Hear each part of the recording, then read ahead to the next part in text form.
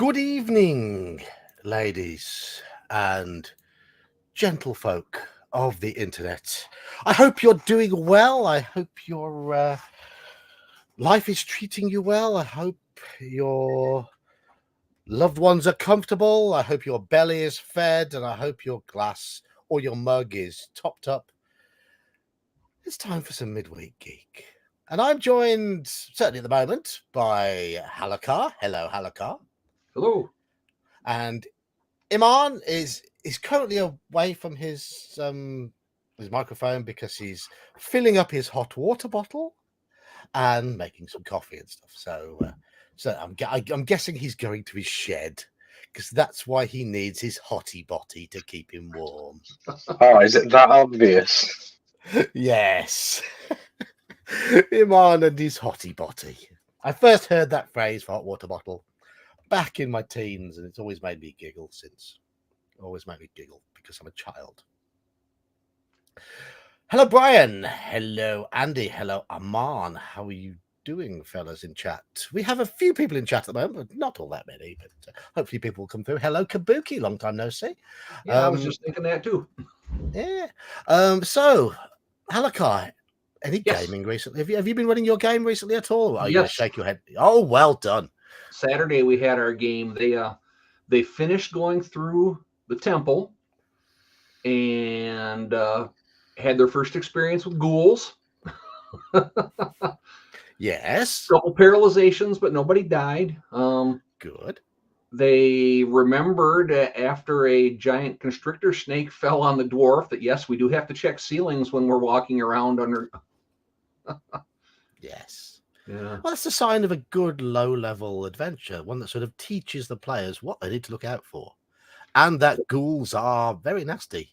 Yeah. I like the fact they've experienced paralysis but no deaths, so they have been suitably warned. Yep. The fear of ghouls has been put into them. Now, a while back, one of them died to a violet fungus, and they found a shrieker, and they didn't know if that was going to instantly kill them or what. Every time they were shooting it with arrows, which do minimal damage to a mushroom anyways. And you just open up another hole and it shrieks louder. So they surrounded the thing because it only has a movement rate of 1. And while they were viciously attacking it from what they assumed was its rear, 2 things came up out of the mud that was behind it and attacked them from behind. So there were a few lessons to be learned. Yeah. They found an ogre that had been imprisoned and was serving as a guard. So they killed it and thought, oh, ogre, that must mean there's going to be a bunch of ogres in here. So the ranger, whenever they'd come up to a new junction or something like that, would yell out in ogre, hey, it's just me, not realizing he was the only ogre that was in there. And he was charmed and couldn't make utterances. So he gave himself away before he went into any room. Evil. That's but we had a good time. Iman's disappeared. So yeah, your t-shirt worked for there. When the DM smiles, beware. Did it say beware underneath? It's already too late. Oh, it's already too late. Okay, it's already too late. Yeah. And then I got almost all of my goblin army painted. I just have to do a couple of details on some armor. Then I'll have all 21 of them ready to go. Haven't you been a productive so-and-so this last week or so? Haven't you? Yeah, the weather hasn't been cooperating much, so I haven't been able to get outside to do a lot of yard work.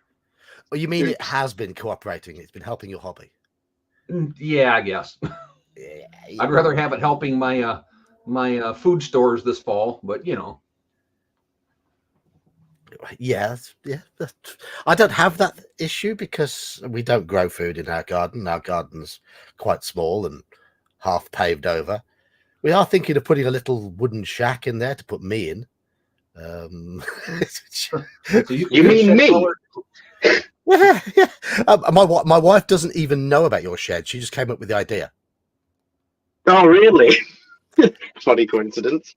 Now, see, over here, it's always the women that have a shed to work in. They call them she sheds, whereas the guys have their man cave. Right. I think, depending on the gender, you should just capitalize certain letters in the word shed. So for men, it would just be the middle 2 letters.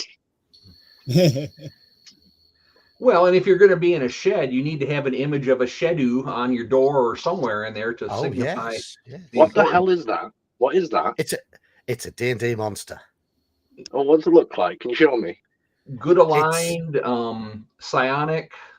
It's quite Sphinx-like, isn't it? Yes. Okay. Imagine this sort of. It's depicted in the monster manuals a bit like a sphinx, but the face isn't the traditional sort of Egyptian. But imagine more like an Assyrian style beard and headdress. I think It reminded me of a sphinx with Moses's face. Yeah, well, maybe, yeah. Okay, I can see that. Yeah. So, hey, Dan. Quite regal beast. How you doing, Dan? How are you? How are you guys doing?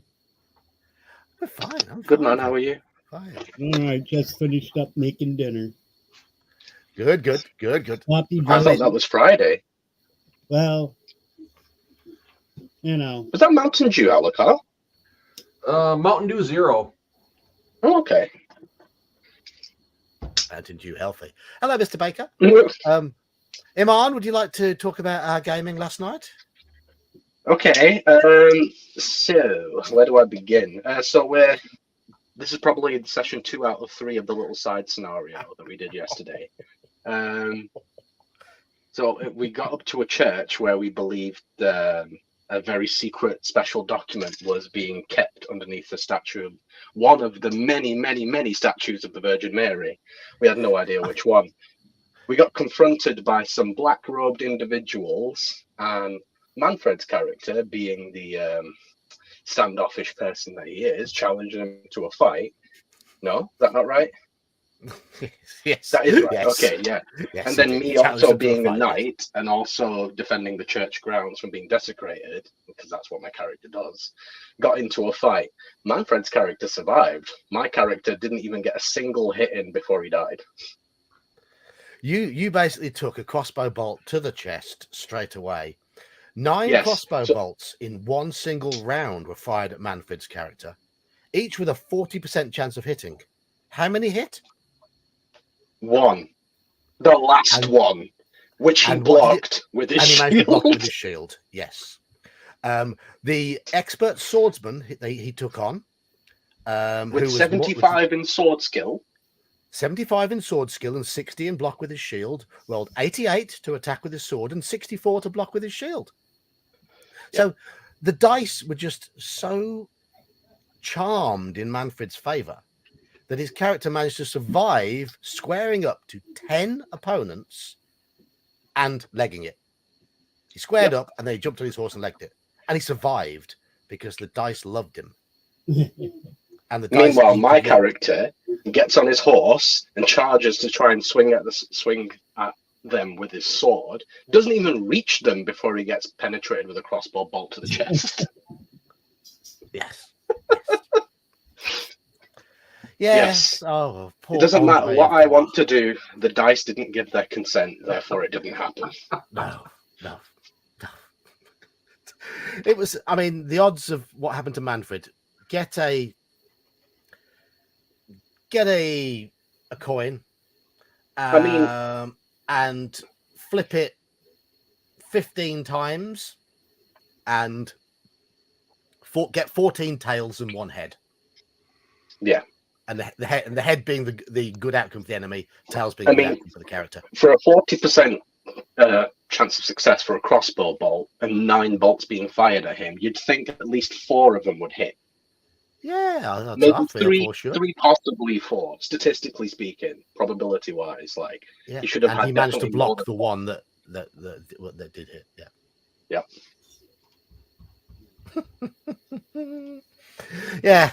It's. He played the Agent of Chaos incredibly well, and the dice were very much in his favor. And of course, when he attacked that skilled swordsman, he hit. Yes, he did. He did, yes. And the skilled swordsman failed to block because the dice just loved him. Anyhow, yeah, and then he also rampaged into him with his horse, but the guy tanked the whole horse damage because of his armor being so good. Yeah, because he's got good armor. Yeah. It was a more more combat oriented. It's a more combat orientated Call of Cthulhu scenario. It's set in the Dark Ages during the sack of Constantinople, and they're all knights. So it's going to be face the unknown with flashing blades, at least for the time being, until they can realize what other things they can do. I think Lovecraft must be having his hand in things here because he knows I'm the only brown one. Oh, just notice got something stuck in our teeth. Ooh. Oh, it's a bit of it's a wet bit of moustache. It's not a bit of tooth. I'm not used to this. You see. Oh, it's you need to trim those little whiskers, mate. I do. I'm trying to train them to go sideways, but it's not working. They're just going down. Get some beard oil. I've got some decent beard oil. I haven't got any beard oil. When I was in my early 20s, I actually had a full-blown handlebar mustache. I would like to try. I can literally imagine you just going rootin', tootin', shooting with two revolvers. Thing is, I mean, anyway, I mean, I have been instructed I have to tidy my beard up for the upcoming funeral, so I'm going to do it. It's my wife's wishes. She wants me to trim this back quite a lot and be presentable. She doesn't want a scruffy urchin sat next to her at the funeral. So what I typically do is it's about this long, and then I actually shave. Well, typically I just take the trimmers on the lowest setting and just shave the side because my wife kind of likes the little bit of the gray scruffiness look. But that's probably what I'll end up doing. That's probably what I'll end up doing. If I have to go to an event, I'll actually shave my cheeks and everything else, and then I trim back the goat a little bit. Yeah. That's probably it's just easier. Where I don't have to impress anybody because at work nobody gives two shits because I work with a bunch of fat old guys, and so unless I'm going somewhere, I really don't worry too much. But I know what you mean. You got to trim up for the occasion. I don't have to dress smart for my job either, which is quite good. Yeah. I had a mustache back in high school, but looking back at it, I looked kind of like a 70s porn star, so it's not worth the return to. When I was still in school, I couldn't grow a mustache. I guess it was pathetic. Anyway, so my gaming was a little bit curtailed at the weekend because we had sadly a bereavement in the family, but it was all expected. And thank you for all the kind wishes that people have sent. We're fine. We'd come to terms with the fact that he wasn't well, and in the end, it was for my wife a bit of a relief because she'd had a very difficult week watching basically her dad become a vegetable. Yeah. So, which is what happened in the space of a week, which is sad, but hey ho, that's what happens. I played in a D&D campaign on Monday night, and of course ran some Cthulhu last night, which was a lot of fun. Well, it's always fun for you when I fucking get into shit, isn't it? Oh, yeah. If I'm your co-worker, if I'm your co-worker, General Nut, and you bring pizza, I'll not be impressed remotely. I might be impressed by your ability to eat the pizza that you brought, but it won't impress me because it'll mean you've not listened to me chuntering and complaining about not being able to eat dairy stuff. Sorry, I'll just bring you a nice big greasy doner kebab. Yes, that's my fine. friend used to own a pizza place, and there was one that you probably could have had. I don't know. Mayo's got a little bit of dairy in it, but not much. But anyways, she made a BLT pizza with bacon, lettuce, tomato, a little bit of olive oil on top of the crust just to keep everything from sticking to it, and then would drizzle mayonnaise over top, and it was so good. That sounds really good. The mayonnaise sounds like overkill, though. And that's kind of funny you mentioned that. I had a friend. We would go to Pizza Hut for lunch, and he would order a medium pizza without the sauce. He just wanted the dough and the cheese. And the cheese. Yep. Well, some of those chains use a lot of food coloring in their sauces, and sometimes if they use too much red, it'll bother me, but not too badly. Another one that she made that was really good was shredded chicken, barbecue sauce, and pickles. So it was like a barbecue chicken sandwich. That'd be cool. You know what I'm playing, Andy? I'm playing Call to the Grave. Yes. And there's the cat. Yes, Andy is right here. Imani's just getting himself killed over and over. No, but to be fair, right, it's not always my fault, right? It's because someone else does something, and I have to get involved. Then. Oh yeah. It was Joker that pretty much caused your death the first time. Imagine that. And now it's Manfred who's caused your death. So there you go. It's going to be your turn next, Andy. Yeah. Well, a well thought out. No, to be fair, Andy is the voice of reason. He is. What are you gonna say, Halakar? I said a well-planned trap won't get the person who sprung it. It'll get everybody around him because they figure if he's dumb enough to spring it, he will kill himself somewhere else, some other way along the line. You want to get the smart ones that are staying in the back. That's good thinking. Yes. That's like there's a saying: you don't have to outrun the bear; you just have to outrun your hunting partner. Yep. Yeah, the slowest person. Yeah. Yeah. Very true. In D&D terms, you haven't got to outrun the bugbear, you've just got to outrun the dwarf. Yeah. Oh, yeah. Okay. Now I know what's going to happen. Are you foreshadowing there, John? Am I? Just wondering. You know, that's something I noticed in your review of the NPCs for the D1 and 2. The gnome in there had a movement rate of 12. I didn't think they did that. I thought they were slower because they were little short dudes.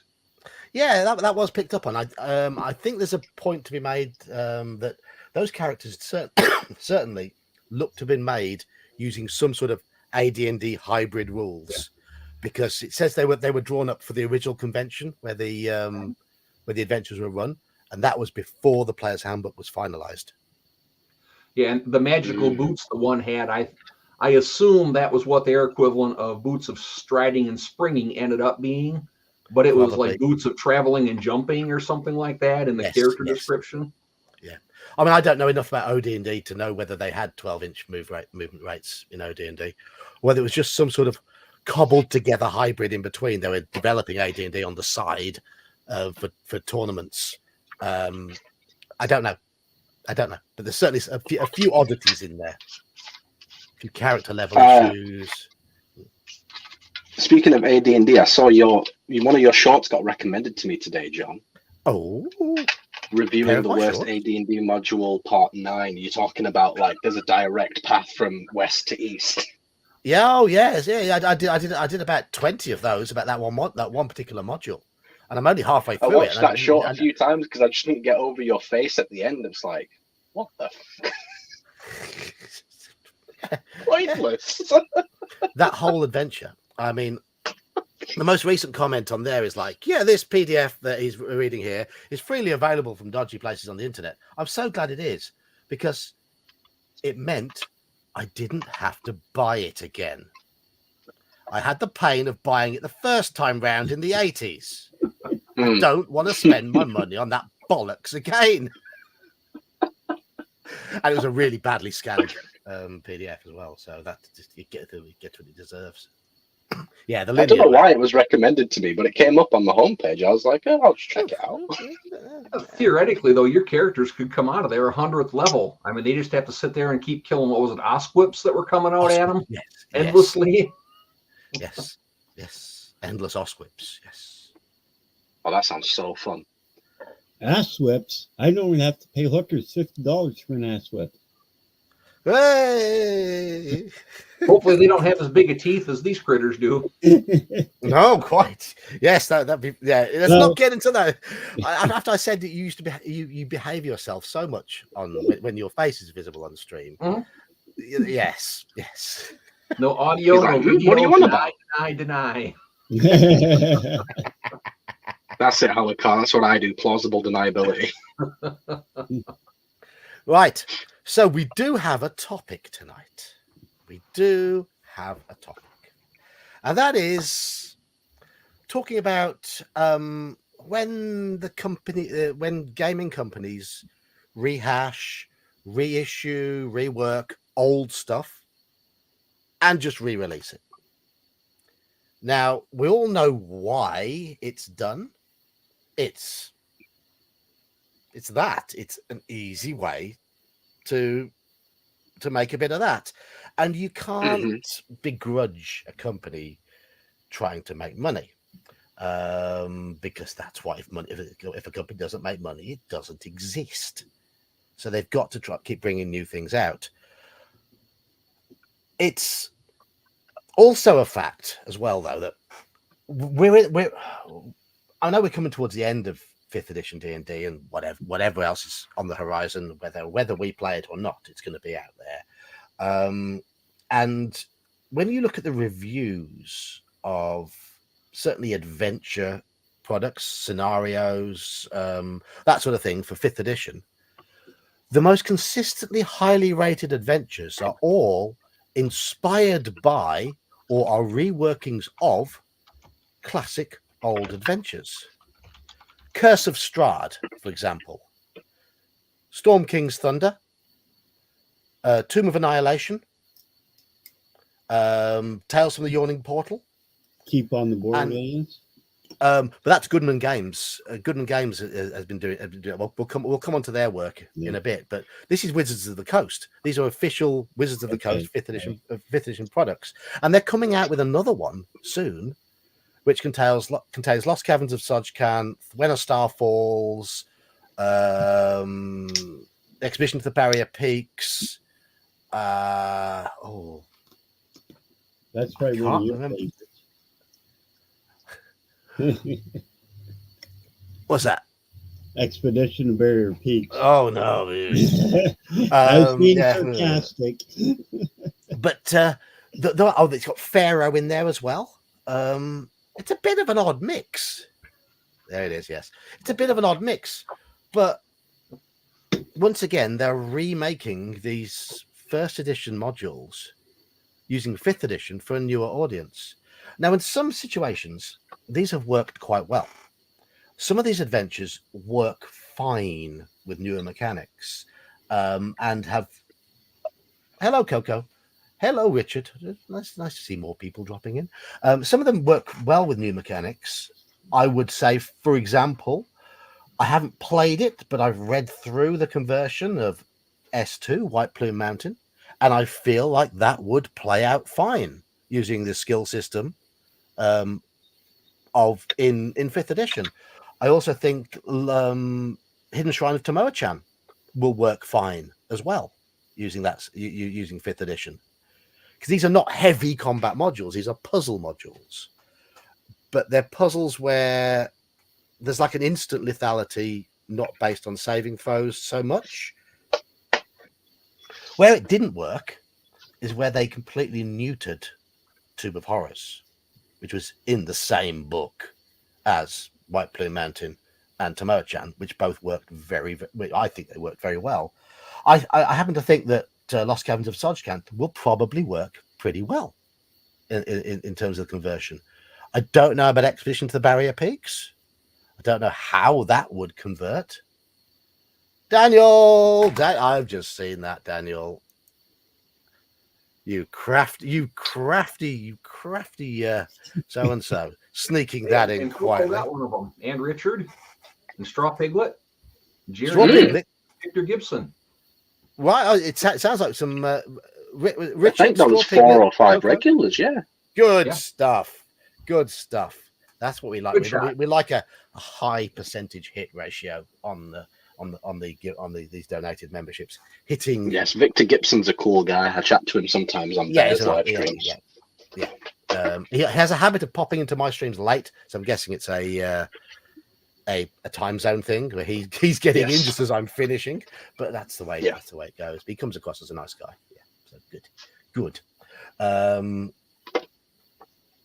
So that, I mean, Cheers, that was Daniel. I mean, these are conversions that in some cases have hit and in other cases have missed. One that definitely hit was Curse of Strahd.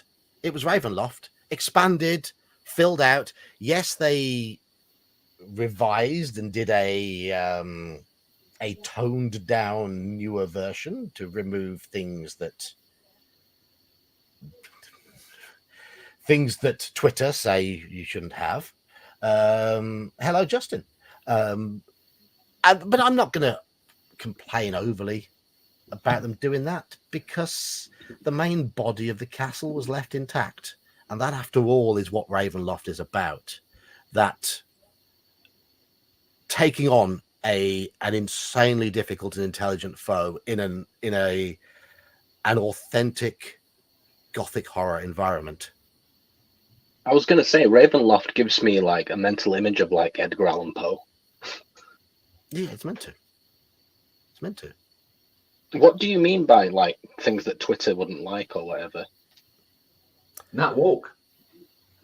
Right. Okay. Yeah, that's what I thought. There was it was the way there's a group of people in there called the Vistani, who are based on Romany, gypsy folk. And there were issues with the way that they were portrayed. Okay. So they tweaked it. Yeah, the problem with Barrier Peaks and I haven't played 5e, I'm just going by what you guys have said. The part of the big thing in that was it was creatures that nobody had any kind of experience with, so they didn't know what would work, what wouldn't work. It sounds like 5th edition characters are powerful enough it won't matter. I mean, so if something surprises them, they will still be able to swing their way out of it. Yes. Yeah, I mean, that's what Expedition to the Barrier Peaks was. It was level 8 to 12, wasn't it? So it's designed for very capable characters in a very alien environment, quite literally. Yeah, because they had stuff that looked kind of like normal creatures, but had a twist to it. The Arumvarax looked like a big weasel with a couple extra legs, but it was ultra dense. That's where I figured the AUR, I figured they were making some kind of play on gold being heavier than steel. And so it was incredibly tough because it was so dense. Yeah. Or Yeah. the frog hemoth that would just swallow you alive and sorry you're dead. You know, there's probably some way to get out of that. I mean, I know Goodman Games already did a version of Expedition to the Barrier Peaks. It's not one that I've got. I know people have got it. I know people have said good things about it. I mean, it's fairly obvious why I didn't pick it up, because it's not my thing. But we will come to Michael. We're going to cover Goodman Games in a bit because I fully agree with you. Excuse me. Where was I? I mean, another good one they did, in my opinion, was Ghosts of Saltmarsh. They kept that Ghosts of Saltmarsh was like a 7 linked adventure campaign, but they could be played separately. So it was quite nicely done in that sense. But then, unfortunately, they reworked the town of Saltmarsh, which was originally described as being a very sort of medieval English seaside town, and suddenly you've got the typical. I don't know whether this comes from 3rd edition or not, but you looking at the reworked version, it's now that typical melting pot that you imagine in a Forgotten Realms type setting. It doesn't feel like it's full of the salty sea dogs anymore. I know Saltmarsh wasn't originally fully described in the adventure, but it had that vibe that it was very much a human orientated environment. It's your salty sea dogs, your smugglers, your pirates, your ne'er-do-wells, pieces of 8, all that sort of stuff. And I think that for me broke the what would be the right vibe, in my opinion, for Saltmarsh. But the actual adventures themselves were pretty well converted, and they didn't hold back on the difficulty, especially in things like U3, the final enemy, which is a brutal module, a brutal adventure. They didn't hold back on the difficulty in the conversion of that, which was good to see.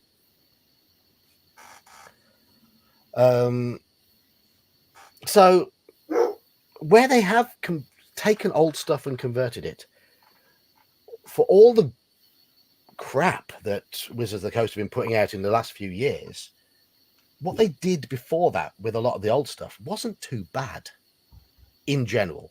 Tomb of Horrors being an exception, a real exception. They destroyed that. They absolutely annihilated that.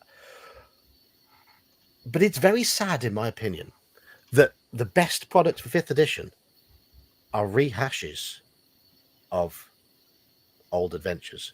I'm glad that the youngsters are getting to play these old classics, but it is sad that there just doesn't seem to be that level of imagination and creativity in the corporate side of in the big publishers' adventure writing departments. That's the story of the world, though. Look at movies. You know, I was going to say, many- video games are a very bad example, when they do this. how Because many instead of people new would IPs, imagination they just have to be. they just remake and remaster old games. Yeah. And it is sad. See, Andy's there saying Rime of the Frost Maiden is pretty good. I don't know a lot about Rime of the Frost Maiden. I did read a bit about the start of it, and I wasn't particularly enamored. But if you say it's good, I know you're a man of old school sensibilities, so that's a positive for it. I honestly did hear good things about it. I've never played it, but I did hear good things about it.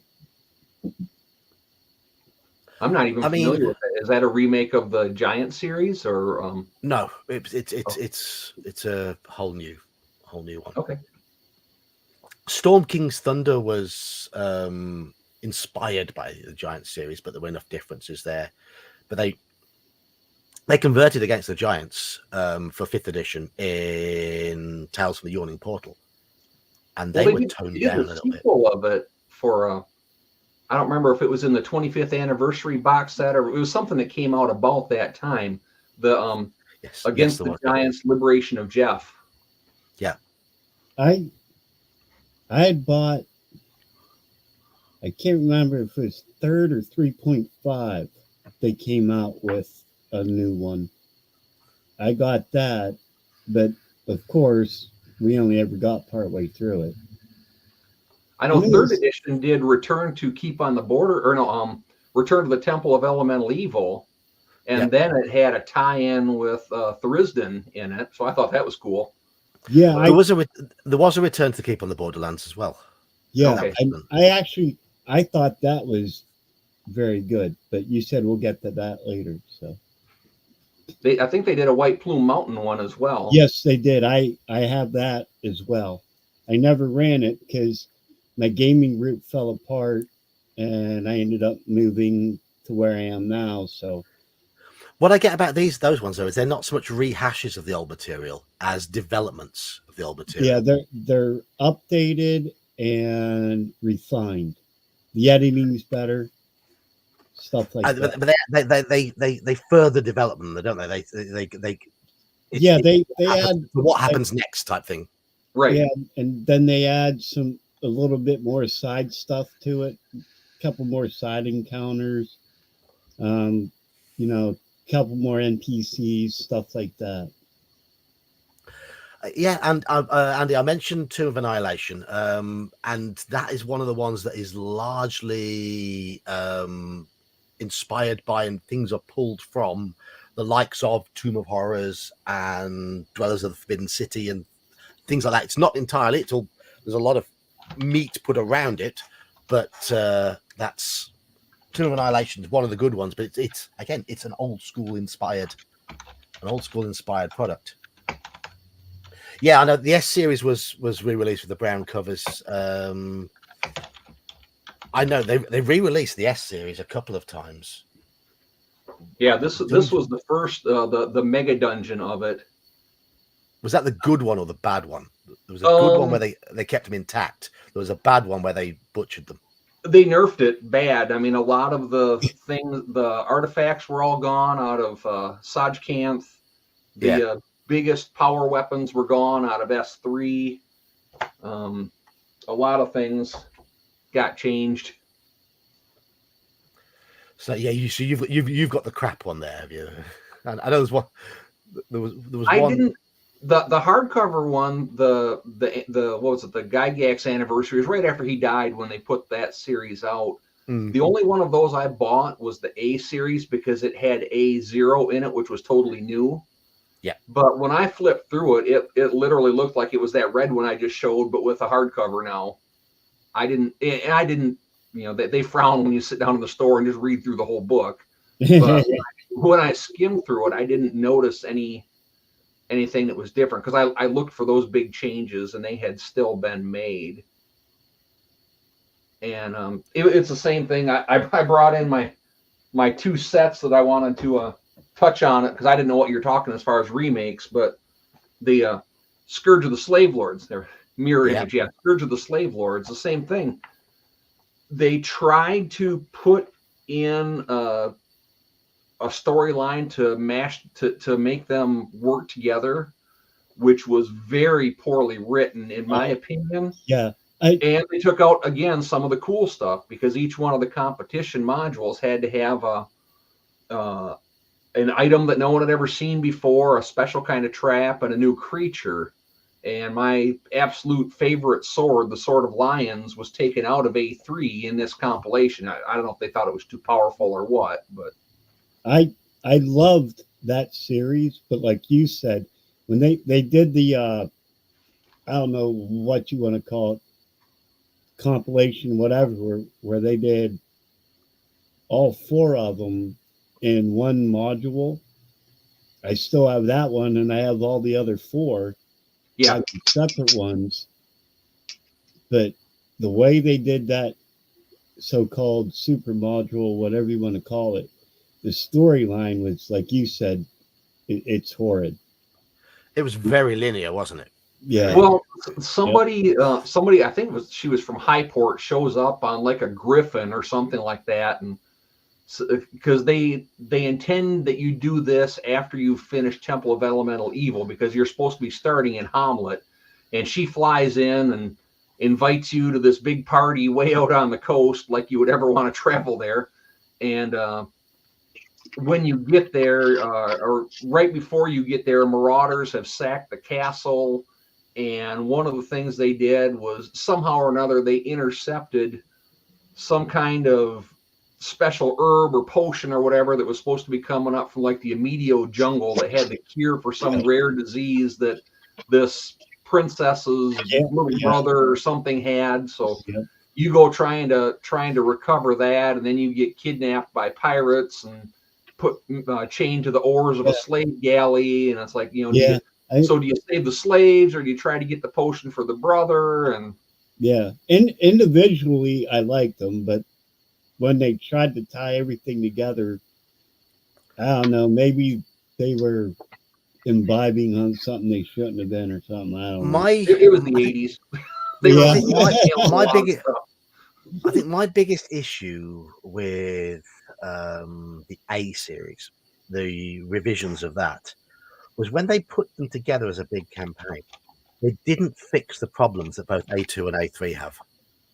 Nothing was changed in them. Okay, so in one sense, it's a good thing to preserve the originals, but if you're trying to put them together as a new product with a big storyline in, you've got to at least fix the bits in those original modules that didn't work, and they didn't. They didn't at all. They reprinted Tomb of Horrors 2 or 3 times with the same errors on the map.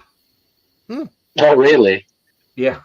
Well, that's like in what did they change though?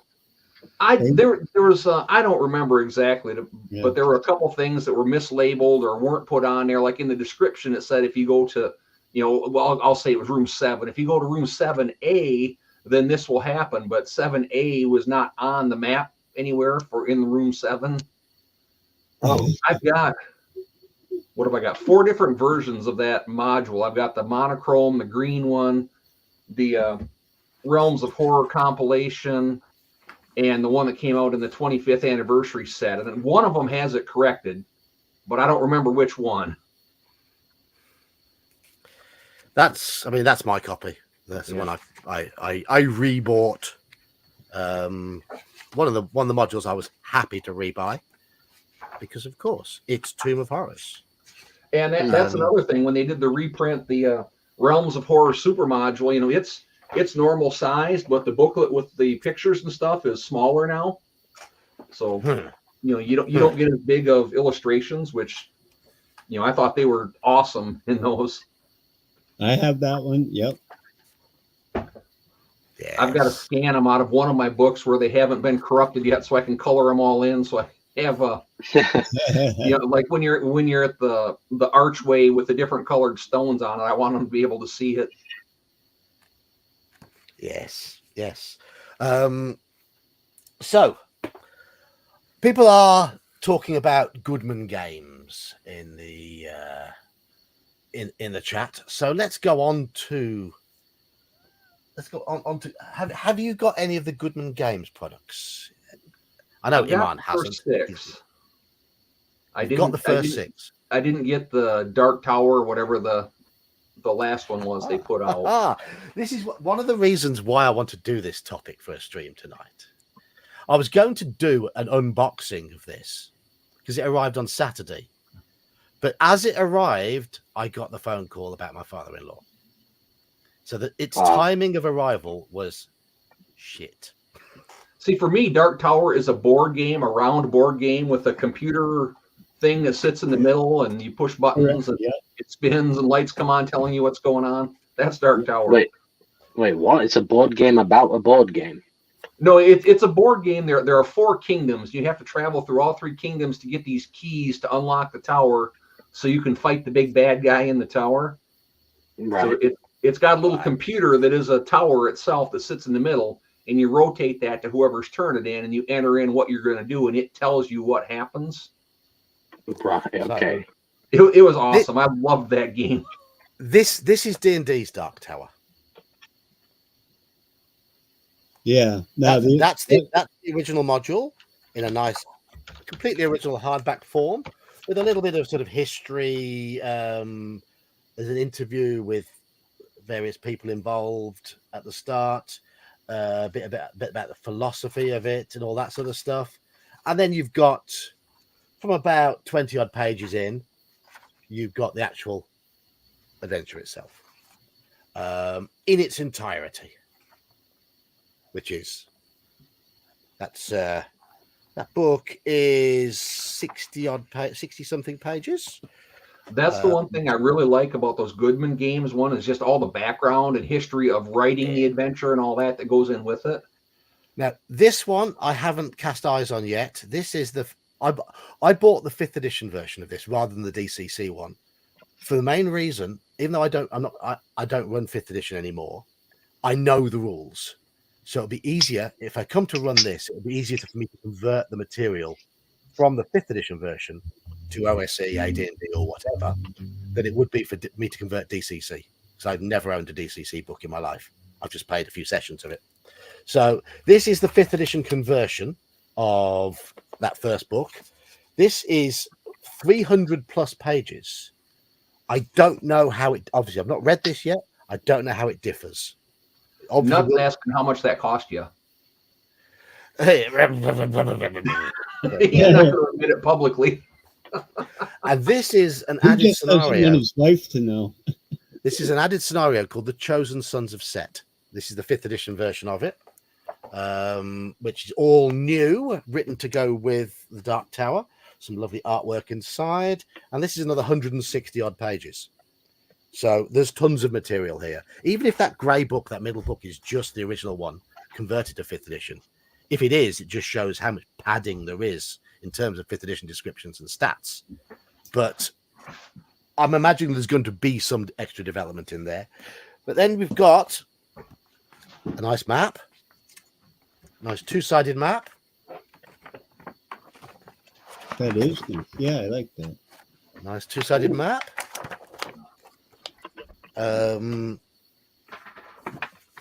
This is a booklet of pre-generated characters. all they've got it's DCC and 5e combined in their different versions of the same characters. But again, they will easily convert to proper D&D, as I think about it. An odd newspaper here. Okay, a big thing with articles in. And just a piece of card with a picture on it. There we go. And it all goes in this case. That card, I like that picture. That's pretty cool looking. Yeah. So that arrived on Saturday. I've been reading through the original adventure, and this is in the OAR series, and it is a reprint of the original Judges Guild Dark Tower in that first book I showed. Okay, Amon, here's the Dark Tower I have. The board game. Yeah.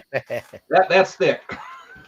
Yeah. Oh, is that what you were talking about? That actually does look kind of fun.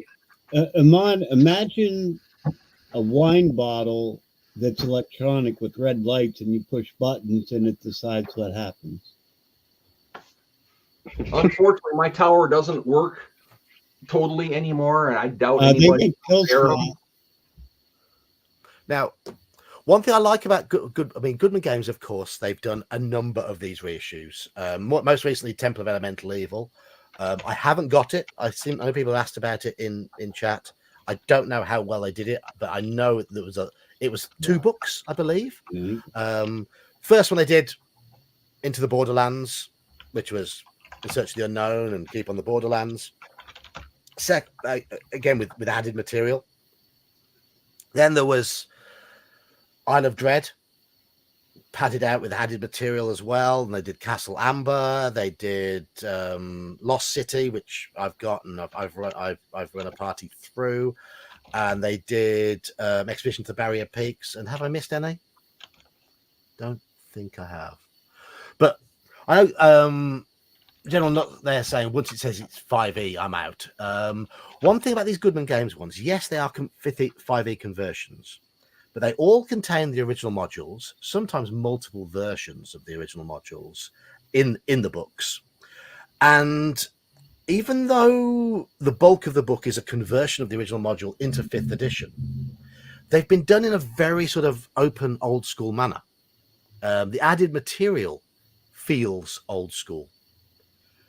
The Lost City, for example, I could probably run that in its entirety using Basic, Expert, or AD&D, and in the new material that's at the bottom, the stuff they've fleshed out at the bottom, you probably wouldn't, unless you knew exactly what was in the original module, you could probably not tell where we went from the original module into the new stuff, because it is written in that flexible, old school way.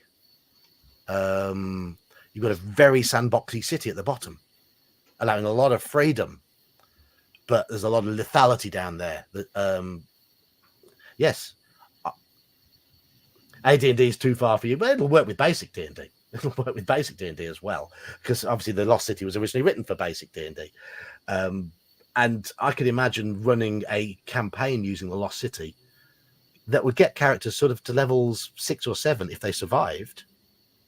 And it would all still feel very old school because of the sandboxy nature of what's down there and the way the environment is designed to react to the actions of the party rather than lead them through set pieces. You can basically just go down there and explore to your heart's content, which is nice. It's very nice. One of the big ones like that, I think it might be Isle of Dread, actually had 3 versions in it. It had the original and then a kind of an intermediate one, and then the latest one, the 5e one. So when I did the description of this chat tonight, I mentioned things like the right way, the good rehashes, the good reissues. And as far as I'm concerned, yes, there is treasure in the dungeon, General Nut. There's tons of treasure. There's lots of treasure. They've kept the treasure in there, and I wouldn't take it out. You'd have to work to find it because this is proper old school D&D, but it's there. If you miss it, though, it's your fault. The orange cover and blue cover Island Dread are there were presentation differences. I don't know about content differences. Was there any content difference between the two? I don't remember. I don't know. I had the blue version when I was younger. I've got the blue version again. It's on my shelf over there somewhere, tucked in all my modules. But hey ho. But Goodman Games for me are a good example of how it should be done in terms of preserving the. Yes, it's easy to push buttons, and my buttons are well lubricated. Plenty of WD-40 in me. But Goodman Games is as a whole, what they've done with that OAR series, Original Adventures Reincarnated, is a perfect example of how it should be done. Mm-hmm. They are big, beefy hardbacks. They cost, when they were new, they were twice the size of the, for example, the books that Wizards of the Coast were putting out for the same sort of money. They were proper homages to those old school adventures, and there was tons and tons of stuff in them. You got value for money out of them. You got the original adventures, you got the converted adventures, and you got the developed sections that could easily be retconned back to basic or AD&D, whichever you prefer. So that is exactly how it should be done. I've said my piece about Goodman Games there. Have any of you got any examples of how it shouldn't be done? Or any more examples of how it should be done? I know you've got a pile of stuff there, Halakar, that you want to wave at Well, us. I had the A series and the S series because they both kind of missed what they could have been when they made the compilations. You know, when they made them into the super module, they should have went back and fixed errors, not took out what I consider to be cool stuff. Yeah, exactly. These are examples of how it shouldn't have been done.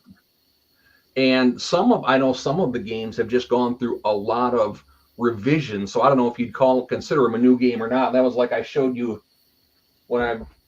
before we actually started the stream. I've got the 1983 version of Palladium, and detail. Oh my gosh, is there a lot of detail in here? But they don't explain it. I've never looked at any of the newer ones, so I don't know, because we just got this to have because the game store had it and it had a dragon on the cover, so we bought it. But when it talks about in equipment, they've got a list of just containers, and they've got 50 some odd types of containers, but nowhere does it say what the volume of it is, how much it weighs. It just has what it is and the cost. So I mean, they didn't take much playing around to do something with it. But I'm hoping those were things that were improved as the iterations of it went on. Now, I do love the artwork in here. There's some really good black and white drawings in it. Well, I can say from my experience of creating a character using Palladium Fantasy 2nd edition, no, they didn't fix anything. It's still all over the place. They still don't describe anything. There's a perfect example with Palladium. It's a good game if you can get your head around the oddities in the way things are described and not described and dotted everywhere, and the lack of tables. Why present things in a nice, easy to read table when you can spread it over a wall of text over 10 pages? Well, that, and make you spend 2.5 hours making a character rather than like 2.5. Well, try being a complete newcomer to the rules. More like 4. Yeah. I know the one time we spent 6 hours making up just the party. It's like, hey, we're going to get together and play Palladium today. And we were doing the medieval version.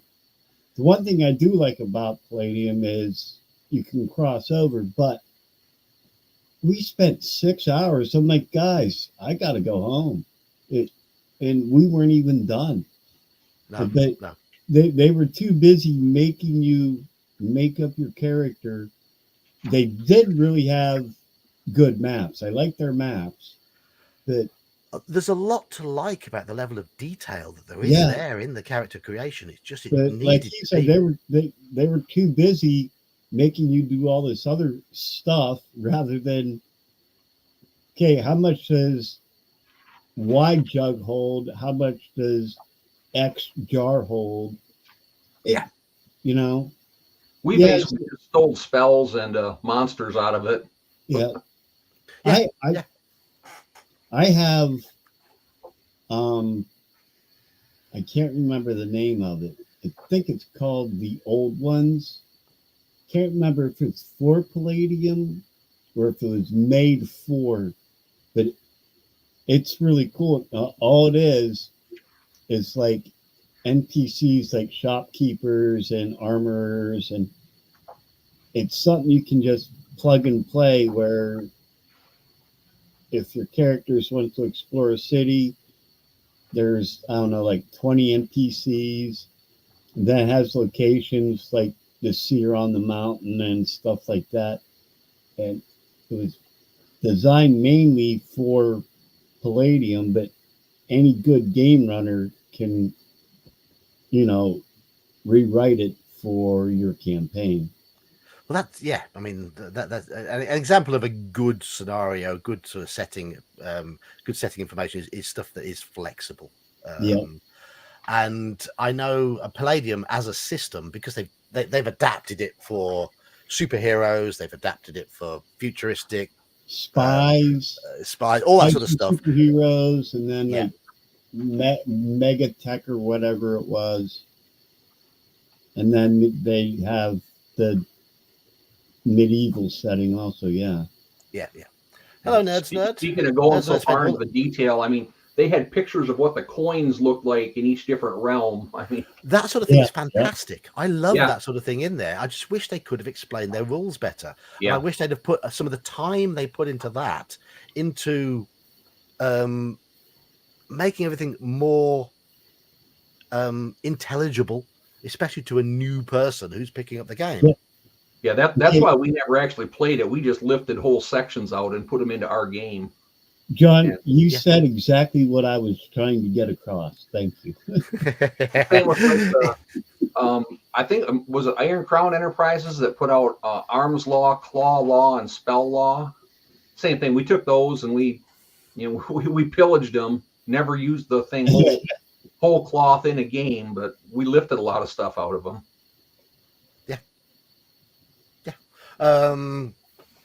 So Palladium is an example of a reissue really not being done as it should be done, I think. Okay. By all means, keep the rules the same. Just make sure they're accessible. Well, I think it's Bear that's always talking about it. So I know there's somebody that brings it up a lot. So they seem to be kind of an expert. So I just Bear's only just started running it, and he likes okay. it. He likes it, but he's Rifts. That was the other one. Rifts, yeah. Yeah. Oh, I thought you said Risk. No. There's an example of a game that's been rehashed many, many times. Yeah. I've got the Lord of the Rings version of Risk. Okay. That was I haven't got any editions of Risk here at all. Got tons of board games, but no Risk. Did you guys? Did any of you get the emails and notifications from Troll Lord Games? No. Okay, I just got an email from them today. They're going to be starting a Kickstarter in June to do new versions of their 3 core books. Well, even if you don't support the Kickstarter, if you sign up for the mailing list for it, when the Kickstarter itself opens, you get a free PDF copy of the new, I think it's the new player's guide for Castles and Crusades. So a free PDF of the handbook. That's a really, really good idea. Working the books and a Yeah. new edition, but they're providing the player information for free. Well, any good dealer will give you your first one for free. Oh, exactly. Yeah. yeah. Well, And then, then if you like it, they figure you'll support the Yep. Kickstarter. That is excellent. That again, companies out there. That's how Yeah, you like do Brian it. said, it's the open game license free version. Well, I think I should have to do that because And then I posted in Discord. They just put out the 2 Lenla Kafka modules PDF Yeah, for saw that. free as well. saw them. Yeah, that's good. Coco B says Shadowrun, horrible layout, never gets any better with each edition. Never played Shadowrun. no, well, yeah, you wouldn't. But, and I'm not saying that as an insult. It's just you're not into that. But No, I'm not into it. I got a couple of the books, but the people I played with, we couldn't get into it. Yeah. Right. Nerd says that she spent all of last weekend making 4 I don't know about Nightbane. 4 Nightbane character sheets for your players. That's a very productive weekend.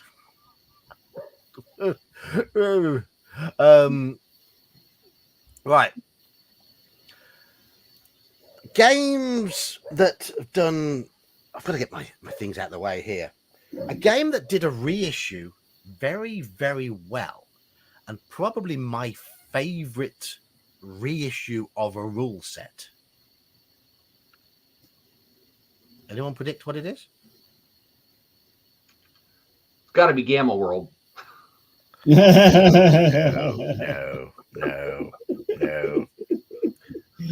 Middle Earth. No. Okay. Call of Cthulhu. No. No. No, I like what they. No. We're running out of games here. Yeah, now I'm at a loss. That's how you do a reissue. That is the Car Wars Classic set. Car Wars 1 was dense, very slow combat. Car Wars 2, still dense, but they speeded up combat. And Car Wars 3rd edition, a bit further. Car Wars 4th edition, they took out the best part of the game, which is designing cars. And then there was a big gap. And they came out with this, Car Wars Classic. They stripped it right back to the basics of car design from Car Wars 1. They had the movement and mechanics from 2 and 3, and basically threw all of Car Wars 4 in the bin. And released it in a 20 quid box set with a nice big map, loads of counters, dice, and a rule book. And I was like, thank you very much. That is what I'll get. And exactly how you should do it, in my opinion, because it's what people want from the game. They want the original game had a charm to it. Car design, before it got overly convoluted with too many options, was fun. Quite number heavy, but fun. But the actual gameplay of first edition was too slow to be entertaining. So this took the best bits of the 3 versions that worked and put it in as a little box set. It doesn't break the bank. Sensible budget size, sensible entry to the game. Exactly how you should do it. All right, I got to put that on my wish list then. I've always wanted to try that, and it sounds like that's the way to go. I was going to mention 2 systems that John is going to blackball me for one of them. But Call of Cthulhu has gone from the very early to the current edition. There have been some changes as you go through the versions, but so much of it is still compatible. Yes. And easily so. And the other one is Traveller. So, why am I being cut off? Hang on. But from 77, when the little came out, all the way through to Mega Traveller, the new era, D20 version, GURPS Traveller, Mongoose producing it. There's nearly all of that is compatible. and it has been improved in time. But you can take stuff from the very early days right through to what's happening now, and with little tweaks, you can make use of it all. So I think that the different publishers have done a really good job with that. Yeah. Yeah. Backwards compatibility is important, in my opinion. There are differences, but you could still mix and match. Yeah, and as long as those changes are easy to do, if the spirit of the game remains, you can make those changes very easily. And this is where D&D had a big issue when it branched off with 4th edition, because it was just not different. A friend and I wrote the open event for Gen Con UK a few years ago for 3rd edition or 3.5, and I was going to try and update it to 5th, and it's a bloody nightmare. Yeah.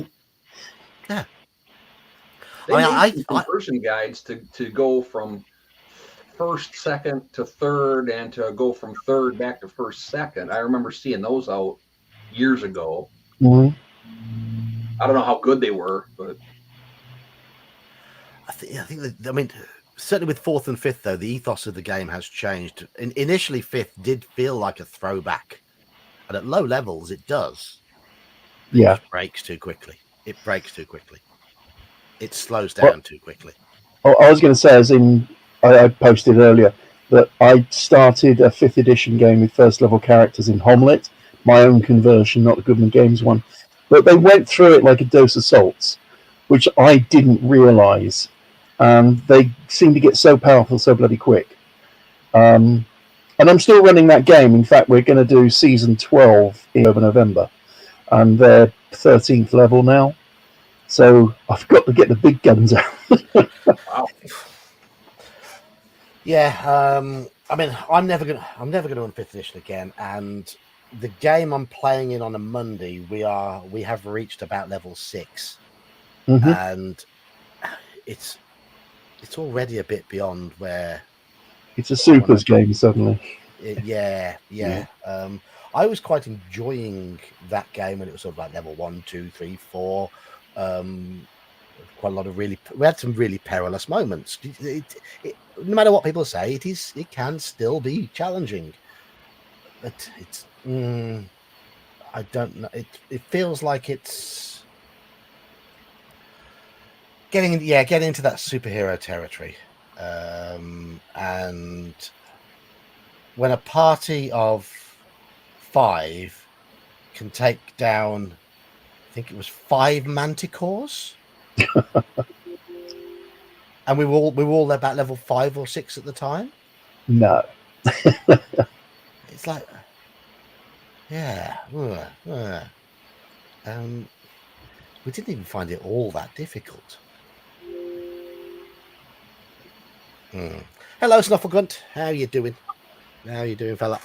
So, it's you become too powerful too quickly, and some people like that. Some people like the big whiz bangs and the big explosions. But I think that's come from kids, a younger generation playing computer games, and they just want to have, as you say, flashbang. Yeah, and it's not the same thing, and they don't realize that. I like, the levels like 4 to 7, 4 to 8. I think that's where it's really fun. Yeah, about level sort of 4, 5, 6. Certainly in old school games, really is. It is very much a sweet spot, because you still haven't got great saving throws, but you are hitting a little bit more often. You've got enough hit points to make most types of mistakes, most of the time, and still get away. But you've still got to be careful. You've still got to be. That's like Angus, who's level 4, and I'm still careful with him, which is why he's level 4, and everybody else is 2nd, or maybe one's 3rd. Plus, he left out with his hit points. But hello, TN Tory. We're talking about game rehashes and reworkings mainly, but we have sort of drifted into the way systems change. Snufflegunt says there is a catharsis to being the guy. But if you are, if everybody is the guy all of the time, isn't it a case of when everybody's special, nobody is? Yeah. You're unique, just like everybody else. Yeah, yeah. And I prefer the idea of giving each character their time to shine. But in general, the party having to work as a team. Yes, it does depend on party size. I don't know which versions of D&D have you played, Snuffle? I know you're a sci-fi person. But He's also a video gamer like me, so he can speak on video game remakes and remasters and rehashing things that have been done to death already. Yes. Well, I will say, Warcraft, between Warcraft 1 and Warcraft 2, that was a good continuation of it. They made a lot of improvements, and still a good story, still a fun game. Yes, yeah. What they were doing at that point is developing things that would make the game more user friendly. You started to get things in like quick commands for units, and unit groupings, Yes. and stacking orders in buildings and things like that. These were all being developed for that genre at the time. So you saw Warcraft 1, 2, and 3 slowly adopt all this new stuff. Same with Age of Empires. That series you sort of develop in terms of user friendliness, and then when they redid Dune to add all of this sort of stuff, when I replayed through the remastered version of Dune 2, it was all so much easier because I could now group units, and it was like I could now do a big mass charge. Whereas before I used to have to go click 1, order it, click on the map, click 2, or press the order button, click on the map, and it'd be very, very slow. Yeah, every now and then I'll go back and play the Warcraft 1, and I'll try to do things that I'm used to. And it's like, oh yeah, that's right. You can't do that here. Yes. As you get used to the new ones, you kind of lose track of the improvements that have been made until you go back and go without it. Yes. Oh, Dune 2000 balanced it properly. Yeah, I know it was a fan remake. It was a fan remake. I mean, Tian Tori's talking here about counterpoints. It's not just about the flashbangs. It's not just because of video games. So it is partially, I think, but it's partly because we love our characters and their stories. I think the characters having their own story is quite a modern thing. From my experience of the older games, the party had a story that was pretty much created by what they did at the table. It wasn't about the characters' backgrounds. That was pretty much irrelevant. It was about what they achieved together. And that included the deaths, the losses, the favorite weapons being stripped away from you by that dastardly rust monster, all those sort of things. And that was all part of the overall story. I think with them keeping the characters alive is certainly something that is a more modern sensibility. There was more acceptance of character death and more acceptance of characters having widely differing power capabilities in the party as well. I look at old school parties, you'd often get an ROSE game. We've got a level 4 character adventuring with level 1 and 2. And us little level 1s and 2s love the fact that the level 4 character is there, because we can just sit him at the front where we can hide behind him because he's tough and we're not. We're talking about Dan's character. Absolutely. There's no jealousy that he can do so much more. Oh, we'll have to wait till he's back and he can brag about it. Yeah. And there does seem to be a bit of a What was his name? Angus. Yeah. There seems to be a little bit of jealousy in modern gaming that people, whether the game's certainly designed this way to sort of try and keep a balance, but the feeling that another character is doing more than your character, it's that sort of thing is squished out of it. But That's it was interesting. So it's interesting you say that, because the 5th edition one I'm running that's high level, so the characters that have been there from the start of 12th, 13th, around there, I've had, because of real life getting in the way, I've had some players who have had to drop out. So I've added in other people, but I've added them in at 7th and 8th. Yeah. And it works, because apart from the fact they have to work out very quickly that, oh, I'm a bit squishy compared with the others, that they're not relying on the very high level or the much higher level characters to do everything. They're actually having to go and get involved. So it works that way, but I can see the situation where, depending on the players, those high level characters would just romp through it and the others would just be there as a sideshow. Yeah. I mean, a lot of it does come down to the player mentality, the group mentality. Certainly between sort of levels 7 and 11 in 5th edition, there's not a big jump. The big jump for me is between sort of levels 4 and 7. That's where it seems to be that they go from being relatively fragile to being almost not unkillable, but they've certainly got a lot more power. Yes.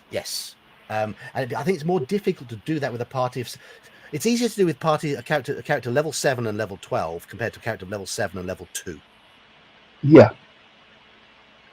Well, didn't Mage do a whole video about how in 5th edition a party of 5th level characters can kill a demi-lich with minimal difficulty?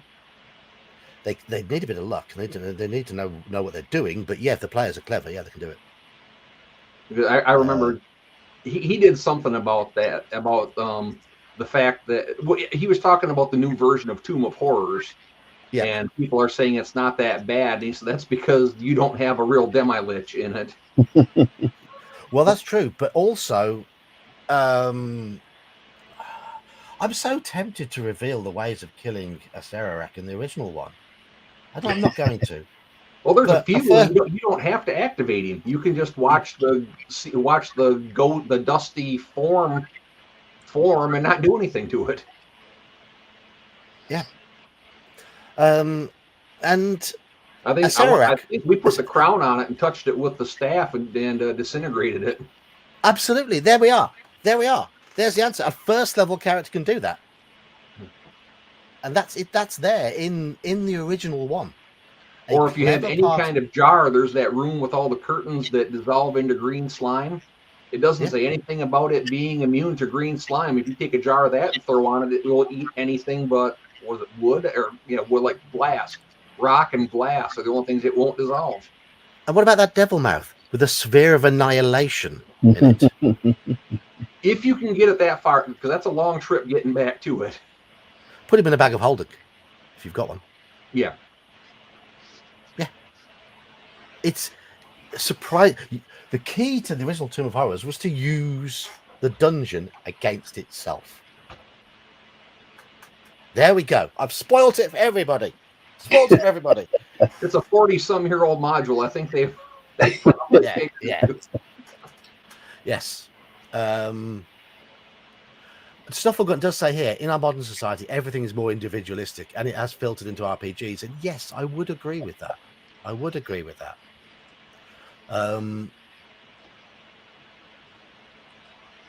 So that reminds me of Life of Brian, where he said, "You're all individuals." Yes, we're all individuals. I'm not. Yeah, one of the best bits of the film. One of the best bits of the film. Yes.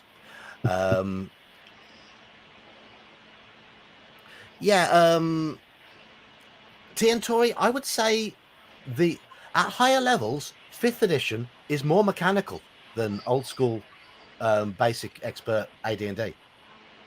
That's the only difference there. Old school is more deadly and it's less mechanical. It plays so much faster. It is a myth that 5th edition is simple. It isn't. It is at low levels, but it quickly becomes very, very specific, and you have to really know the readings of the rules in order to interpret them. Yeah, and they use with 3E and newer, they've got pages and pages and pages of skills, and if you know this skill and this skill, it gives you a synergy with the next one. All that, none of that stuff is there in 1st edition. If you've got a fighter that wants to jump across the 15-foot chasm, you say, "Hey, I want to jump across this," and the DM says, "Okay, go ahead and try. Here's what you're going to need to roll to do it." You don't have to compare charts. You don't have to look at anything else. It's just, I'm going to try this. You make it up on the fly. And in 5th edition, there are rules for that sort of thing, but they are stripped back from 3rd edition. 5th edition is much simpler than 3rd. The problem with 3rd, it was going to be Magic the Gathering, and then 4th was trying to be World of Warcraft. And 5th simplified things, but you still got to. They still had some complexity in there that arguably is not necessary, except for those who think that rules as written has to be how it's all intended, but which it's not, and it states it's not in there. And I mean, 5th is very simple at low levels, but I will argue that sort of from about level 5 onwards, combats really do start to slow down. Oh yeah. Oh yes. But yes, OD&D, basic D&D, much simpler than 5th. Much, much simpler. 5th is simpler than people. The spells and things where they can be interpreted in different ways, and people conveniently forget to read one sentence or things like that. I mean, more so than modern versions of the game, but the old school games, it is very much dependent on having a skillful DM and a fair DM in terms of interpretation, in terms of using the framework of the rules to create the outcome. But there's not the rules for everything approach. What are we discussing? Reissues, reworkings, rehashes, how to do it, how not to do it. Remakes of games and adventures, and if they're good or bad, steps forward, steps backwards. For example, a perfect example of how to do it I gave was that.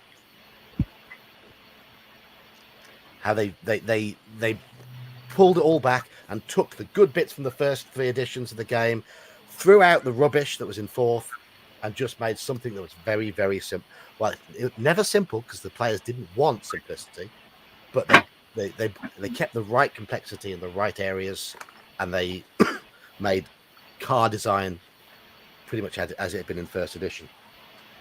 There was one remake that ended up falling through that I was looking forward to, and that was, of course, now I can't remember, Star Frontiers. They were supposed to be doing a whole new version of Star Frontiers, but apparently somebody found out that one of the people that was funding it at some point said something that wasn't PC enough, so the whole thing got boycotted. And... Yes, well, I know the details behind that, and have a look at what he actually did. It's really not repeatable on a family stream. I'll go out on a limb here and say it. You know, I don't approve of anything Michael Jackson did, but I like some of his songs. Fair enough. Fair enough. The individual in this case, I believe, was a certain Mr. Lanassa, whose character has been. I don't know. His character has been found wanting. Okay. Yeah. Sorry to interject. I have a humble request from someone. You have a humble request from someone? Oh, Hungar popped in. I've just seen Hungar popped in. Hello, Hungar. How are you? Hey, Hungar. Crafting Gamers here as well. Sorry, I haven't said hello to anybody for a while. Manfred says he's pretty knackered. He would have joined the stream, but he asked me to say hi to everyone from him. Who's that? Manfred. Oh, man, I had some aardvarks to show him, too. Oh, Manfred, get yourself some sleep. Oink, oink. Yeah. Oink, oink, indeed. Yes. Oink, oink.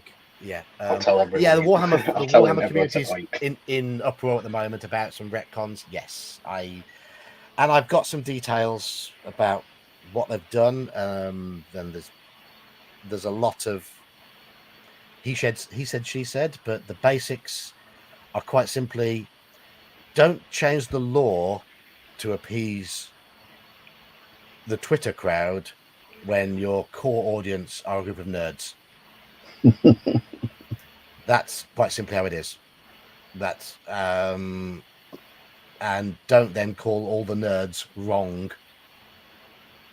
Yeah, they're claiming it's not a retcon when that it is. I know I don't know much about Warhammer, but I know enough to know that they're just trying to change something to in the law to allow something to exist that never could. Sisters of Battle type Something thing. on the wall of the barn and Yeah. Animal Farm and say that it really wasn't being changed. That's what it had always said. There's something in the law about some super soldiers becoming that way because something binds onto a chromosome that only one type of individual will have, and another type of individual won't. So if you get what I'm getting at. Well, they both have them. One's just kind of bent. You're not talking about me again, are you?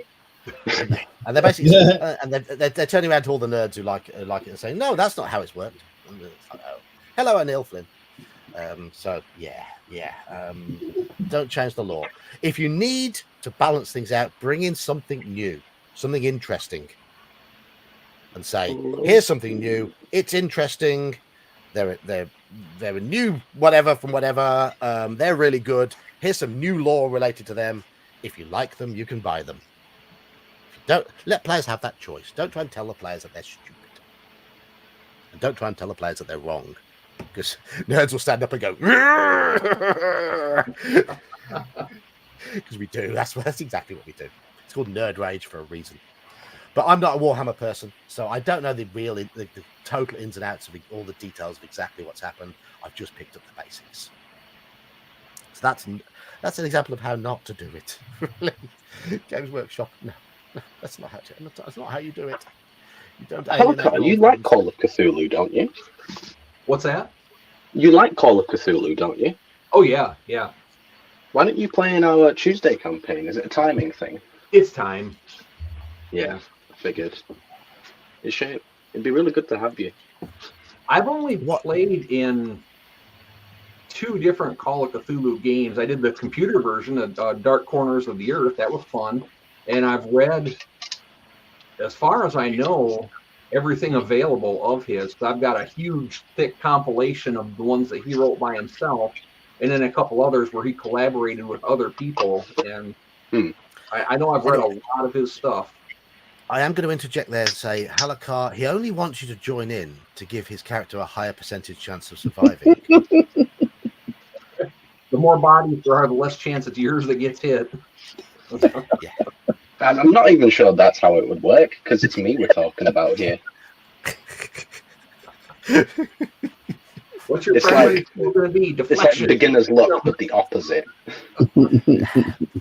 Oh no, you started off fine enough. It's just recently you just seem to be killing your characters wantonly. Yeah, you just have to remember. My character has the polished skull of spell deflection, so everything's going to you.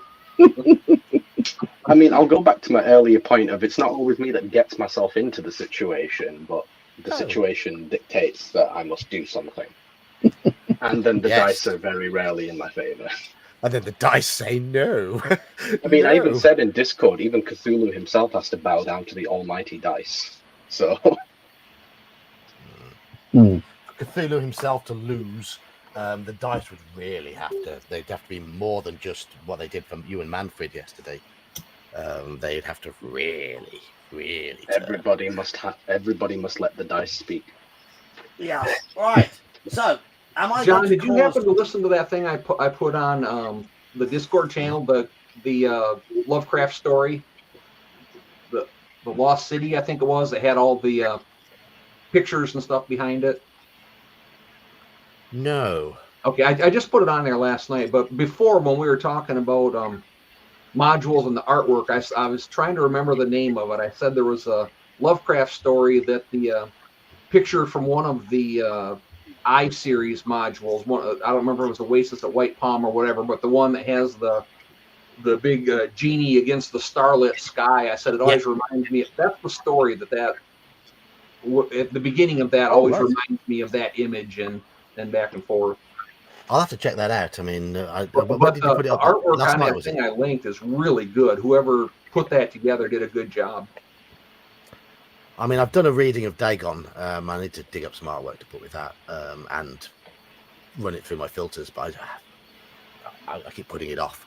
Right, so Holocaust Manfred's asking if you just said aardvark. Yes. Yep, he did.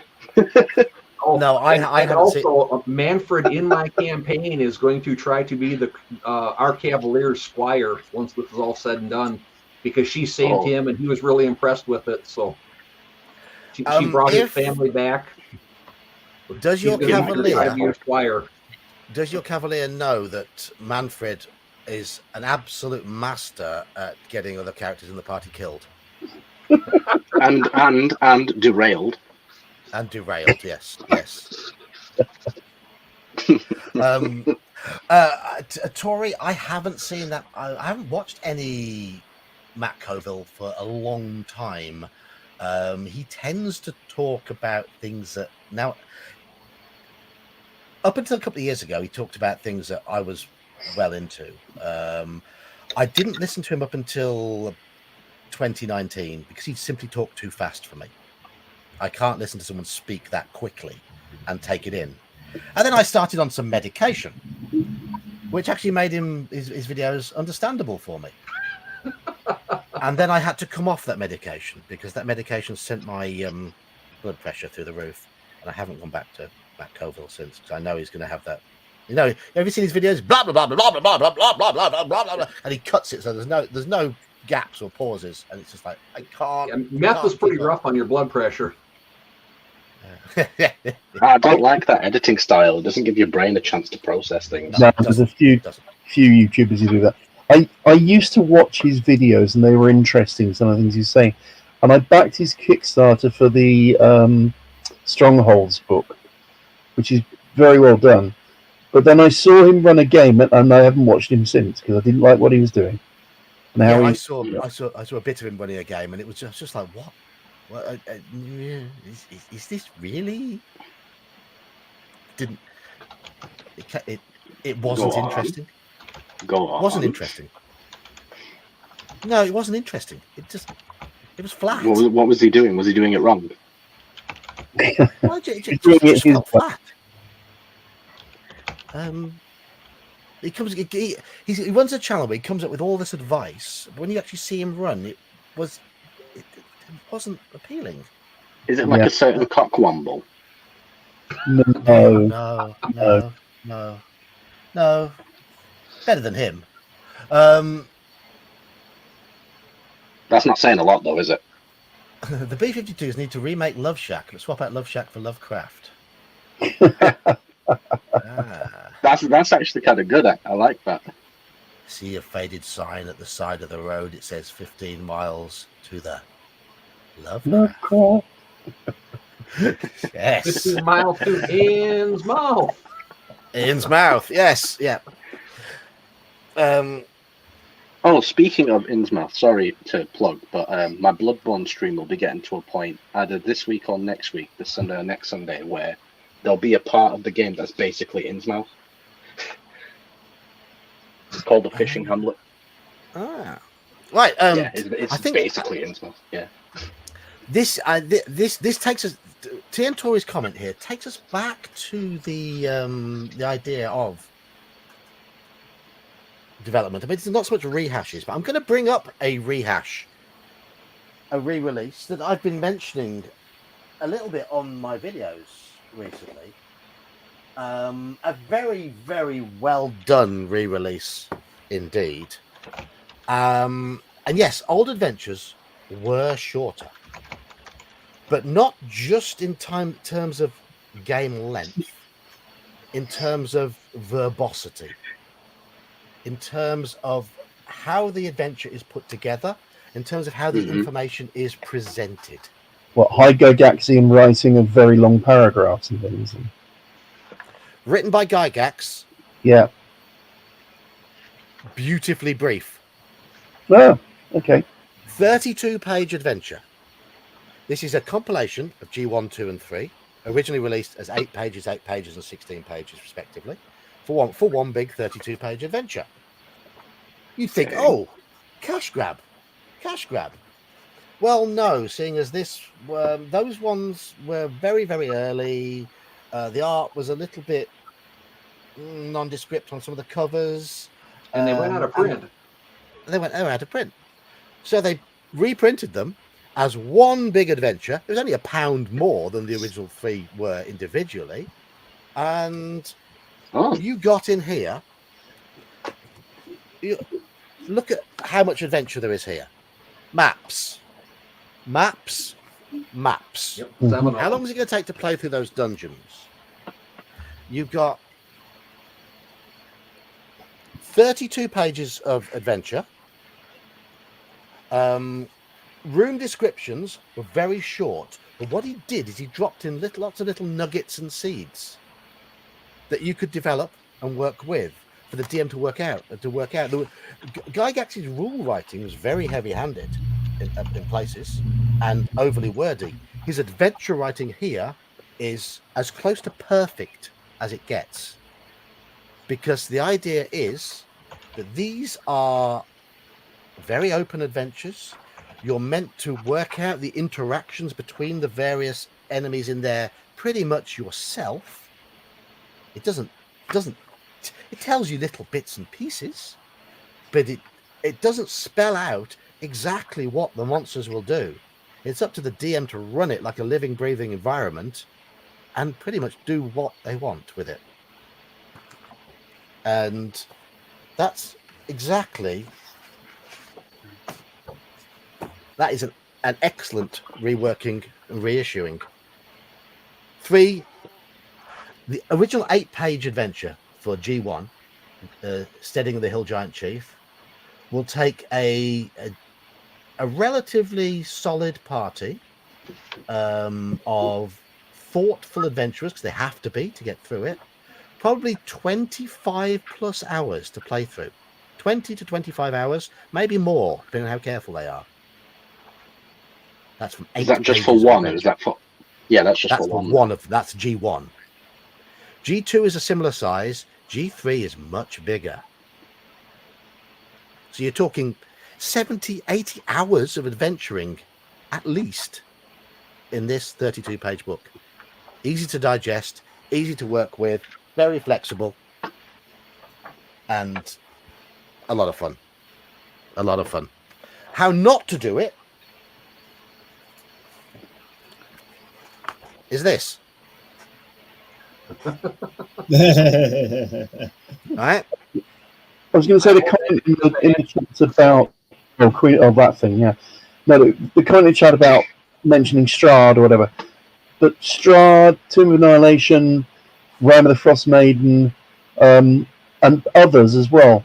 Yeah, they're in a bigger book, and there is an overriding plot throughout the whole thing potentially. But really, there are a series of individual little adventures that you can cut out and use. Yes,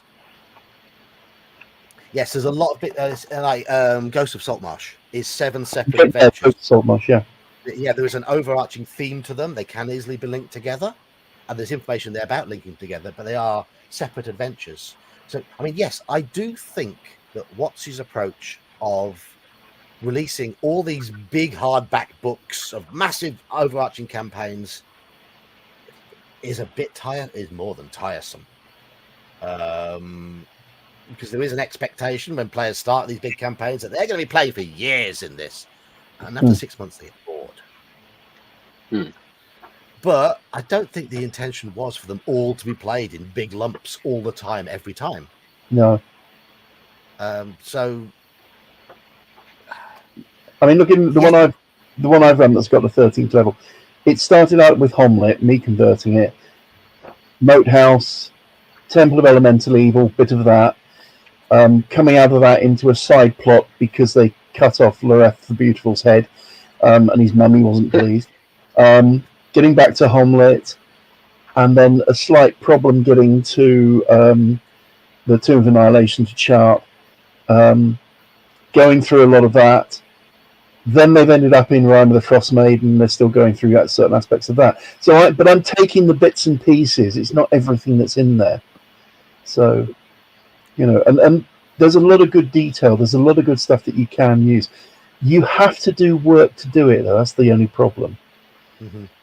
It's not some of the older adventures, the earlier ones. It was pretty much you could pick them up and run them without doing too much to them. Yes, there were holes. Yes, there were some problems with them, but they were there. They weren't as big. You can go through. But if you treat the individual sections of the new books like that, you can still do that. Yes. So, back to this. Why Yeah. is that how not to do a reissue? It's a I'll leave it monster. up to the experts. Well, again, Right. they didn't fix any of the things that were wrong, in any of the issues that were potentially wrong in it, and the queue itself was just a nightmare. Yes. I don't remember who it was I was reading an interview from. Basically, Gygax started it, and that's when he was getting edged out of the company or something like that. So all his Yeah. ideas got pretty much scrapped and replaced by somebody else. And their map for the web itself was the design of somebody's tablecloth. They just copied that over and used that for Wow. the 70s rubberized or vinyl tablecloths that grandma would have. Yeah, that's where they got the map for the web. Q1 came before he was being edged out, but I think it was a time when he was sort of looking towards Hollywood. He had too much on his plate, so he handed his notes over to Sutherland, DCS Sutherland. Hello, Stan. And yes, that's why Q1 feels odd. They didn't fix anything to do with Q1. That is one of the issues. I don't think it was anything to fix with G1, 2, 3, D1, 2, and 3. I think they work really, really well anyway, as they were. So that's fine. So the Q bit is as bad as it was when it was originally released. Horrible. In my opinion, it's a horrible. I know there's people who like it. I think it's a horrible adventure. But for me, I the like biggest what it was problem, supposed to be, but not what it was. for me, the biggest problem, similar to what they did with the Slavers, is they tried to tie them all together with added fluff by different writers who weren't involved with the writing of the original. And thus all of the fluff feels super. There's not as much of it as in the Slavers one, but it feels just as superfluous, and it's jarring. It's noticeable that one of the encounters takes up about 2 pages, and it takes about half an hour to play. Compare that with the original adventures. 2 pages of those adventures could take you a whole session. Yeah, it was sessions 15 sometimes. rooms easily. Yeah.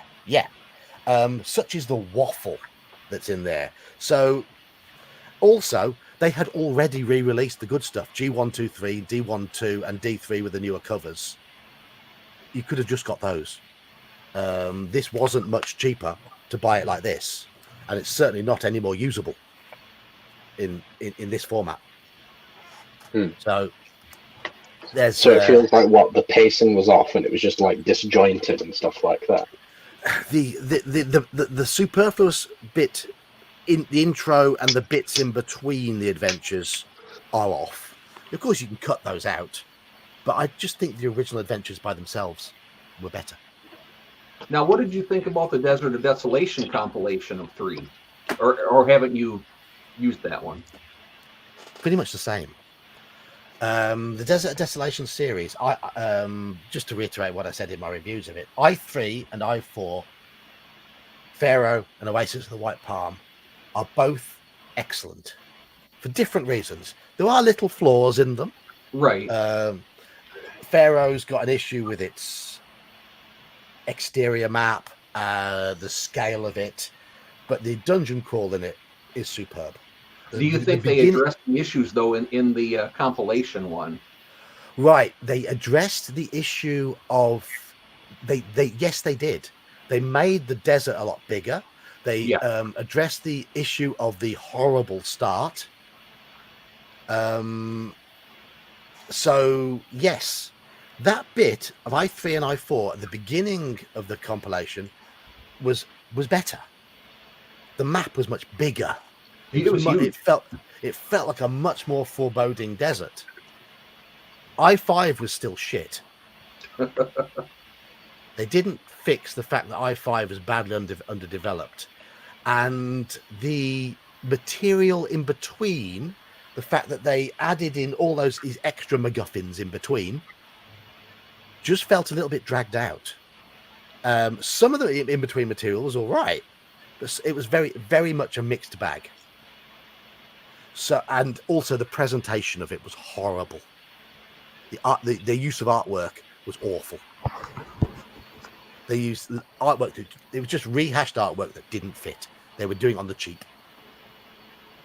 So yeah, that's. I think Desert of Desolation, the rehash it's a mixed bag. It's an imperfect gem.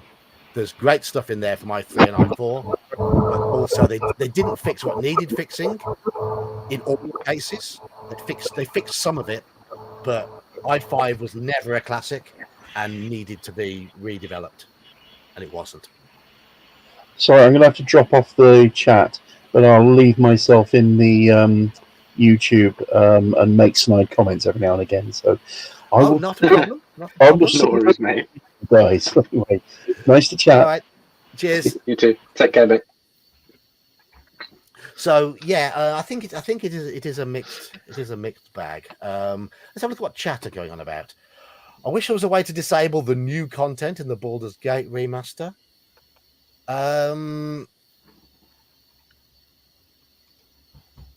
Is that the Dragon Spear stuff?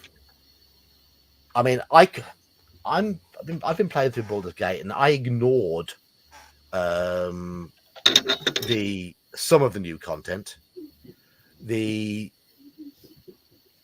For example, the bit where what's it called? Old Goth's Beard or something like that. I don't like that. Didn't go there. You don't have to.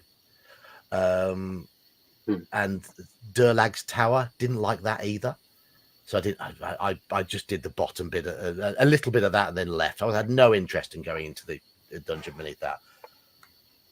The girl with white hair you meet with wild magic. Nira. Yeah, you can. I killed her. And the Celtic Evil Orc.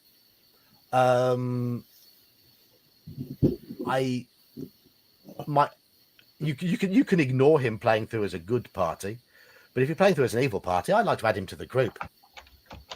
I like to add him to the group. I like playing as an evil party, and I add him because he's a flawed character, so he's quite. I think he's quite good to add for that. But yeah, you can just kill him. You can just kill him. I killed Nero anyway. Yeah, she annoyed me. Right. Examples of the way to do reissues and not to do reissues. Let's go to some Call of Cthulhu, shall we? Okay. My favorite. Yeah.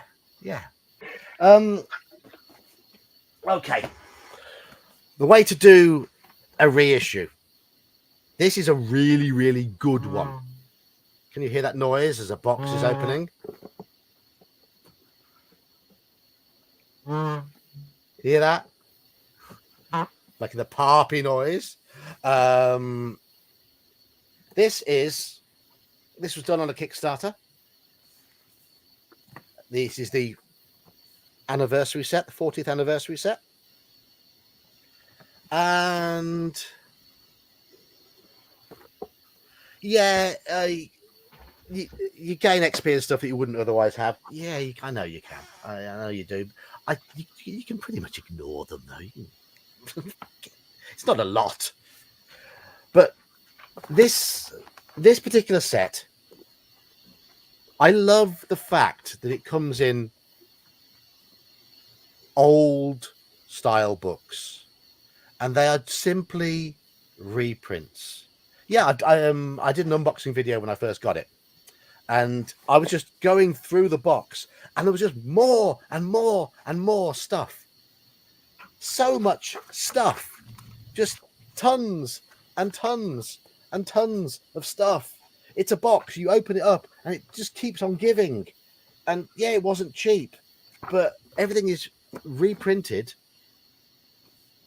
as it was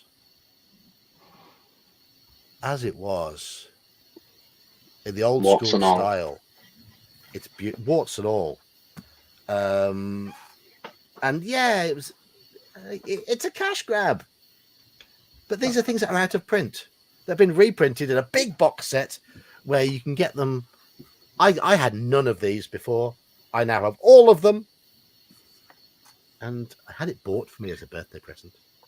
I mean, there is something to be said for paying for convenience, you know. Yeah. I mean, I had none of these though. So this is all old stuff that was before I was a fan of Call of Cthulhu, and I was just able to get it all in one big lump. Marvelous. And I can't imagine you not being a Call of Cthulhu fan. Yeah. The originals probably are worth a bomb. Yeah, it's out of print. It is less of a cash grab than otherwise. It's a chance for people who've come in through later editions of Call of Cthulhu, because of course it has got much bigger in recent years, and it's a chance to get all of this together for less than the originals would have cost. So yeah, okay, it's not a cash grab. I'm unfair then, aren't I? There, but that is brilliant. That is absolutely brilliant. And because of the way Call of Cthulhu works, I can run this for 7th edition with just a bit of nerdy maths in my head as we go along. Simple maths. Multiply all the skills by 5. There we go. That's all you need to do, and it works. Quick maths. It works. Boom. Perfect. All right. This might be a bit controversial, but see how that's a lovely big box set with loads of books? So was Horror on the Orient Express when it was redone as a Kickstarter in 2014. It was originally done in 1991, I think. And then they did it as a Kickstarter, massively expanded, lush, loads of books, big, deep box set. Like that deep. Tons and tons and tons of stuff. It cost me about 70 quid. About 70 quid to pick up the 2 hardbacks. Where's my other one? Can't see where my other one is. But I've got that's volume 2. I've got volume 1 down on my floor is a complete tip of them. Oh, there it is. There it is. These 2 hardbacks together were about 70 quid. We have a bear. You don't have anything, sir. Hello, Bear. You don't own me. I'm a free man. Speak of the bear. Here you go. Speak of the bear. Oh, why? What happened? What did you say? I wasn't watching. Oh, I was. We were talking about palladium earlier, and I know you mentioned it a lot. I thought you were kind of an expert on that. But No! You actually just started it. I just started. I'm like farthest thing from it. I ignore 90% of the rules. So anyone who likes Palladium, don't watch my live streams for the rules. Well, and someone in chat had answered it, but I was wondering how many changes, or if they had made changes, because I've got the 1983 version here. Yeah, stick with it. My advice to you is stick with it. It is the vastly superior version of the 2, but that's beside the point. Yeah, and I've never played the game. We just liberally stole from it to add to our D&D game. I think it's a superior game to D&D myself, but that's because of the way it plays and the openness of it. Whereas I find D&D be very sort of niche focused and pushes you into roles. This gives you a more wider berth. It's your character that matters, not your class. Case in point, I got 2 guys playing knights, and they're completely different. Which I'm very much looking forward to our next escapade. Saturday. Anyway, sorry, you were saying something when I popped in there, John. My apologies. Right. No. So, if they had those original that kickstarted box set for Horror on the Orient Express, original copies of that, even though it's only about 10 years old, go for in excess of £250 in really good condition. Wow. The battered version, probably half that, maybe a bit more. What about the PDF? The PDF's still expensive. I don't buy many PDFs though.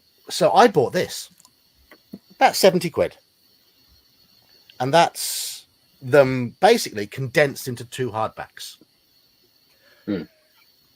If they had reissued the box set with everything in separate paperback books, neat little books, a background book, the adventures spread out into 3 books, a book of characters, all that sort of stuff, I'd have paid 120 quid for it.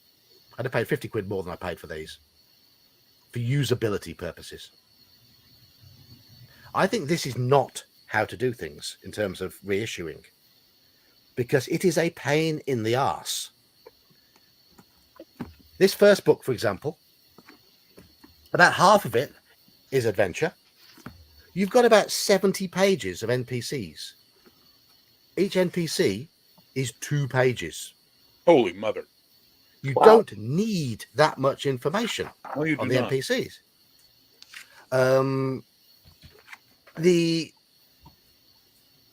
They haven't. There are still typos from the previous version carried over into this that aren't fixed.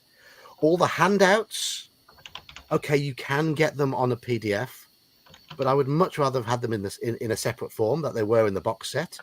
So reissue the box set, reissue the original, because it's much, much better than getting it in this manner. I think these books are beautiful, but it wasn't a step forward. Well, and I think reissues should be a step forward in some way. This wasn't, or at least making them available is a step forward. But so I'm saying this is not how to do it. Shove it all in one big hardback, because it's cumbersome to use. Fair. So that goes down on the floor. I love it to bits. Don't get me wrong, I love it to bits, but I'd much rather have got the original box set. And no way I could afford 250 odd quid for it from eBay. It's over 1,000 pages, the original one. But hey ho. They're talking about an OD&D thing in chat. Older Brothers wood grain. Oh, you're saying about Halakite. It was you talking about that?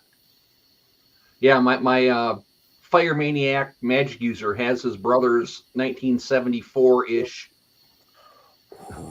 Ooh. And you're ready Holocaust to moonlighting in chat again. What's that? Yeah. Wizards of the Coast was such a damp squib about the 50 year anniversary. It's pathetic, in my opinion.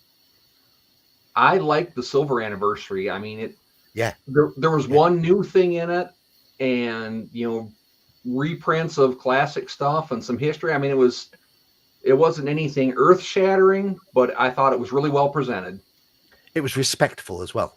Yeah, Absolutely. So again, that's an example of a good reissue and no reissue. But I don't know what they do with it nowadays. It's they're just not good custodians of the whole brand anymore. That's It's a fair just- assessment. Yeah. I'm kind of a sucker for anniversary things, anyways. I mean, Yeah, exactly. Hello, Hermie Munster. Hermie Munster's you're new to the channel. You've been commenting on a lot of my reviews, haven't you? Yes. Yes. Nice to see you. It is nice to be able to get the print-on-demand adventures, but there is something to be said for this form of presentation, where you have these nice hard cardstock covers, which are you don't have to peel apart any staples, and it's a pedantic point, but I don't like the fact that you get everything all stapled together. I don't want to be peeling my staples apart. although I've got a few of those, I've had to use clear packing tape because that cardboard cover has been used so much it's split in half. Yeah. But used and loved. That's Yes. the thing. Used and loved. But yes, I think I think it's great that you can get most old D. You can't get all old D&D stuff on Drive Through RPG. You can get most of it. Not all of it is available printed either, which is a shame. Otherwise, I would have bought. This poor guy has most of it. seen some abuse in its day. I bet the DM running it got some abuse from the players as well. Hey, rule number 3: the DM's always right. I think that's what it was on your Discord page. Hermie, sadly, mine went in a great big skip in about 2000. All my old stuff, which gutting. 2001. It was when I bought my house. I thought I'm never going to want any of this ever again. 10 years later, I was back on eBay going, must rebuy. Buy it again. I got screwed. I bought the Red Hand of Doom secondhand. It cost me at the time about $200, and then like 2 weeks later, Drive Through RPG brought the print on demand out, and I'm like, "Are you kidding me?" Like, Bastards. Jerks. You know what I mean? Just jerks. Like, come on. That's just bad luck, though, isn't it? Absolutely. I mean, I can't blame them for bringing those back out because I like the fact that they've made those all that stuff available. I wish they'd do it with make print on demand available for all the adventures because I hate buying PDFs. Absolutely hate it. I would like to just click a button and know that in 3 or 4 days' time I will get a physical copy in my hand without having to go through all the faff myself. I don't know how big they are over in your neck of the woods, John, but do you guys have garage sales and rummage sales and stuff like that? Yeah, do you think you could ever find D&D stuff or gaming stuff in those? I can't. I have, but once a year they have a citywide one. It's coming up this weekend, and I always look because you never know what you're going to find. You know, somebody's kid that moved off to college and folks are cleaning out the room to make it into their exercise or craft room or something like that, and they find a box or whatever.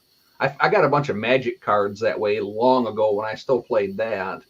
We have car boot sales over here where people just drive into a big field with a car boot full of old stuff, put a table out in front of them and place it all on there. And I've been to a few of those, and I never found any gaming stuff at any of them. I found a lot of very, very battered old Toby jugs and things like that. That sort of thing. If you want real crap, used children's clothes and that sort of stuff. Oh yeah, you find tons of that.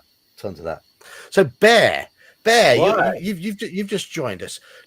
Reissues and reworkings. What's your feeling on them? No, I don't speak your strange version of British or English, so maybe you could define what a reissue or whatever the hell word you said was.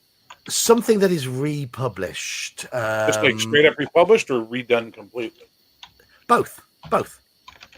Well, I mean, if it's something that's been out of print for a while and you really want a copy of it, it's nice when they republish it so you can go ahead and pick up that copy without having to deal with the secondary market, which is absolutely offensively belligerent in how it takes money from you. Mm-hmm. But beyond that, I don't know what to tell you, man. Like a lot of the reprint stuff where they've updated it, I don't find they do a particularly good job because they've lost all the spirit of the original. And they just tend to bring their modern garbage to it, which really, really, really, really annoys the shit out of me. I don't mind new editions of games so long as they do something interesting with it and don't just... It's like a cover song. It's all well and good to hear you do the exact version of the song that you're covering, but really you should be doing something different to make it your song, right? Well, that's how I feel. Like Johnny Cash did with Hurt, for example. Exactly. That is the most perfect example. He did such a good job of that. Trent Reznor refused to play it in concert anymore and would tell the audience when they would call for it that this is now the Man in Black's song. Now Johnny Cash is dead. That's a slight twisting. That's a slight twisting of the truth because I've seen Nine Inch Nails live twice. When did you see them? Before Johnny died or after?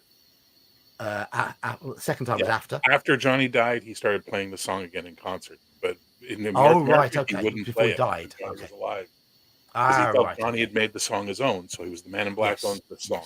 He did say it didn't feel like his song anymore. Exactly. Now that's something good, right? When the person who created it can look at the reprint or the reissue or the redesign and go, wow, something I never thought of. Another great example is the movie The Mist. If you read Stephen King's The Mist, it ends with them driving into the fog, and who knows what's going to happen. You get to the end of the movie, and he has that whole sequence in the car with the gun, and even Stephen King has said, "I wish I wrote that ending because it's a far superior ending to the one I wrote." So sometimes, it's good to see that stuff, and then sometimes it's just pure garbage. You know what I mean? It's absolute trash. So I have opinions, clearly. Stephen King has a hard time ending books. That's fair. I love him, but he has some fairly poor endings in some of them. That's fair. That's extremely fair. I mean, And also, rarely do the movies do his books justice. But yeah, you're right. Yeah, The Mist was excellent. Again, we're going to talk about role playing, I hope, and not get off on a Stephen King film book comparison run here. One thing I did bring up early on the stream that you probably have some input on is I cited Palladium as being not the best example of a rework when they did the second edition, because they didn't appear to fix the main issues with the first edition, which was quite simply the layout of the rules. Well, rules layout is they're a very particular beast. You know what I mean? Yeah. So I don't know what to tell you about that one other than I mean, you've been learning Palladium recently, and you know firsthand what a bugger it is. You've got to get your head around. We shall not speak of this. It has been spoken to death. We shall move on. Okay. And sorry, Halakar, just to address your thing, The Shining is a really good example of a film that was better than the book in its own way, though the book was good in its own way as well. And then Dr. Sleep is a fantastic example of taking the book and the two movies and making a third movie or a sequel movie that incorporates the best elements of all of them. So, there's stuff that can be done there. And that's, I think, something in publishing we could see more of, too. And the reason I brought that up is because games that are based on previously established books or movies series, some of them just absolutely bastardize the source material. Others hold true to it. But sometimes they hold too true to it, and you feel like you're stuck trying to relive that story. Dragonlance being the one that comes to mind for that. Well, yeah, and you can also look at, using film again as an example, Fellowship of the Ring was fantastic because he walked the line between truism and making it more cinematic. Two Towers, Return of the King, we can argue for hours about the quality of those films. I know people love them, but for me, it's Fellowship where it begins and ends. But that's different. You look at a lot of the stuff people are doing now where they're doing remakes or expansions or continuations, and they all have the arrogance of thinking they can fix the mistakes of the past. Hence why the new Star Trek stuff is mostly garbage. Why Fallout was an absolute treasure compared to, say, what's that, Halo? You know what I mean? Like it's. I've only seen the first 2 episodes of Fallout, but I'm enjoying it so far. I binged the whole thing. It's fantastic, and I'm not even a Fallout fan, but I really, really enjoyed the hell out of it. So it's all going to come down to what your intention is, how you intend to deal with it, what your goal is. There's so many factors in recreating something or expanding something or continuing something that you really need to sometimes have a outside party of experts. Now that can blow up in your face. At one point in time, DC Comics brought in fans to take care of Legion of Superheroes for them because these fans had encyclopedic knowledge of Legion of Superheroes. And the stories were god-awful and terrible, and no one liked them, and the sales plummeted, right?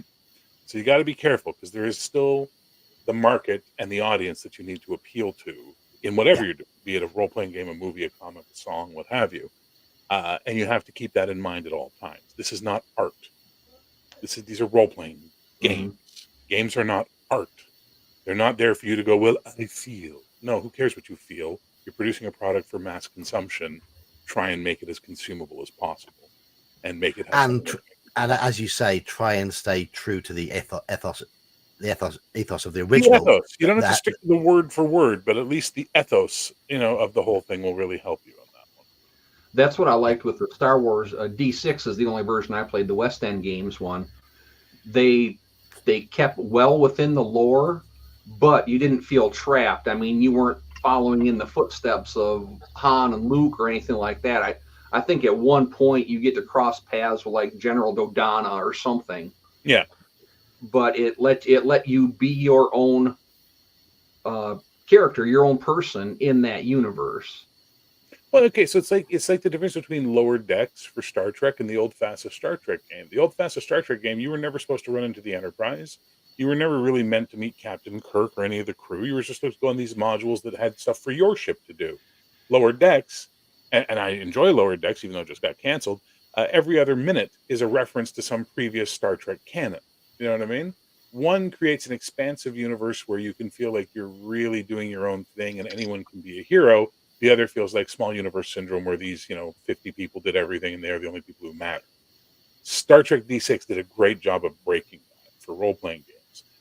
The Dragonlance stuff, I don't know. I haven't read enough of it, but I know I would never want to play in Grin because I was about to mention Dragonlance there. Yes. It's you were playing somebody else's characters in somebody else's story. Yeah. That was the big problem with that original series. And I've heard a lot of good things about the campaign source material, the Dragonlance Adventures book that was published, the original hardback. I don't have it, but I know as a setting book, it's meant to be very good. It's just those original modules were just. It was because it was somebody else's, but that's even though the books were written. The first lot of books were written pretty much alongside the modules. The later modules were based on the books that had been churned out in the interim.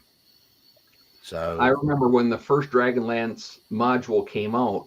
Before that, they had, I think, 3 short stories in Dragon Magazine. One about the Raceland, one about Tasselhoff, and I think there was one about one of the fighters or something like that. And they were good stories. So I was excited to get this module, and I got it. And it's like, I'm just redoing what it's already been determined they have done. I don't like this. So it was I was so excited getting that, and then so disappointed. Yeah. I'm glad. Hello, Duralumin. I'm glad you've popped in and mentioned MERP. Indeed, it did a great job of fitting into Middle Earth because it didn't contradict. It picked an era that Tolkien had written very little about and filled it out and used what he'd written for the basis, but then added all manner of extra depth to that era. And I have got a book that I've often waved in front of people on streams here as an example of how not to do a reissue or reworking. Much again, as with the Orient Express books, I love this book to bits, but this is not how you do it. Because almost all the material in that had been published earlier in a wide variety of separate supplements. Thieves of Tharbad, I think there's Hillmen of the Troll Shores in there. There's Lost Realm of Cardolan in there. But once again, it's in one unwieldy 400-odd page book. And I defy anybody to read this from cover to cover, digest it, and then use it at the table without having to constantly refer back to it and then have to wrestle with its layout because its layout is a pain in the arse. It's how not to do it. It's a beautiful, beautiful book with tons of information in it. It's just awfully laid out and awful to use mid-game, as I've found to my cost while I've had to wrestle with it while running my MERP game. That's one of the wise things that IC did was they called it Middle Earth role playing.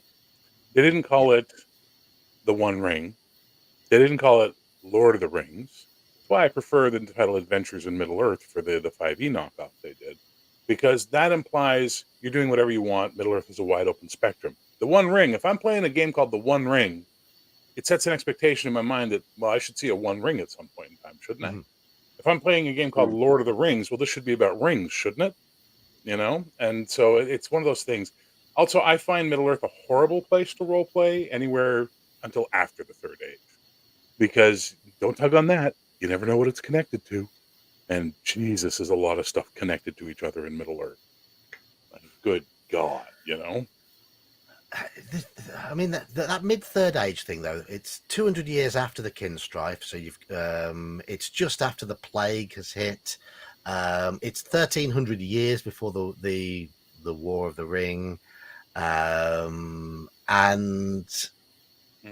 there's enough wriggle room there. Not really, though, because you're never going to be a I great think so. hero of the age, because history doesn't remember you in the Third Age, but it remembers every other asshole in Middle-earth.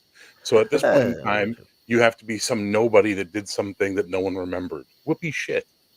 That's not fun. You're playing an Depends epic whether fantasy game. You want to be epic. I don't always want to be epic, though. Then don't play an epic fantasy game. Go play Shadow the Demon Lord or Warhammer Fantasy or something that's I'm quite happily I'm quite happy playing as a run-of-the-mill nobody in Middle-earth or D&D or any of those sort of games. I don't expect to become an earth-shattering hero at the end. And that is why no one will remember your name. Good. That's Good. what's great about Gamma World. No matter how badly you screw things up, you're not going to make the world any worse. That's fair. We found another nuclear bomb. Ah, crap. You just made. How are we doing with ruining your Palladium world? Not ruining shit. I mean, other than that last Keystone Cops moment you had, you guys are doing fine. I'm actually looking forward to seeing how it all turns out this weekend. Yeah, me too. Yeah, I'm looking forward to playing. Yep. Daniel taking a nap? What's going on with Daniel? I think he turned his video off, so we can't catch him doing it anymore. I haven't heard any snoring. His mic might be off too. Well, he's not. Yeah, his mic is connected still. Not muted. Well, probably. Look, my mic has a button. I didn't know it was muted. Oh, look at that. Mine has as well. I will just mute him. There we go. Just in case. Daniel, if you come back, let us know. Let us know.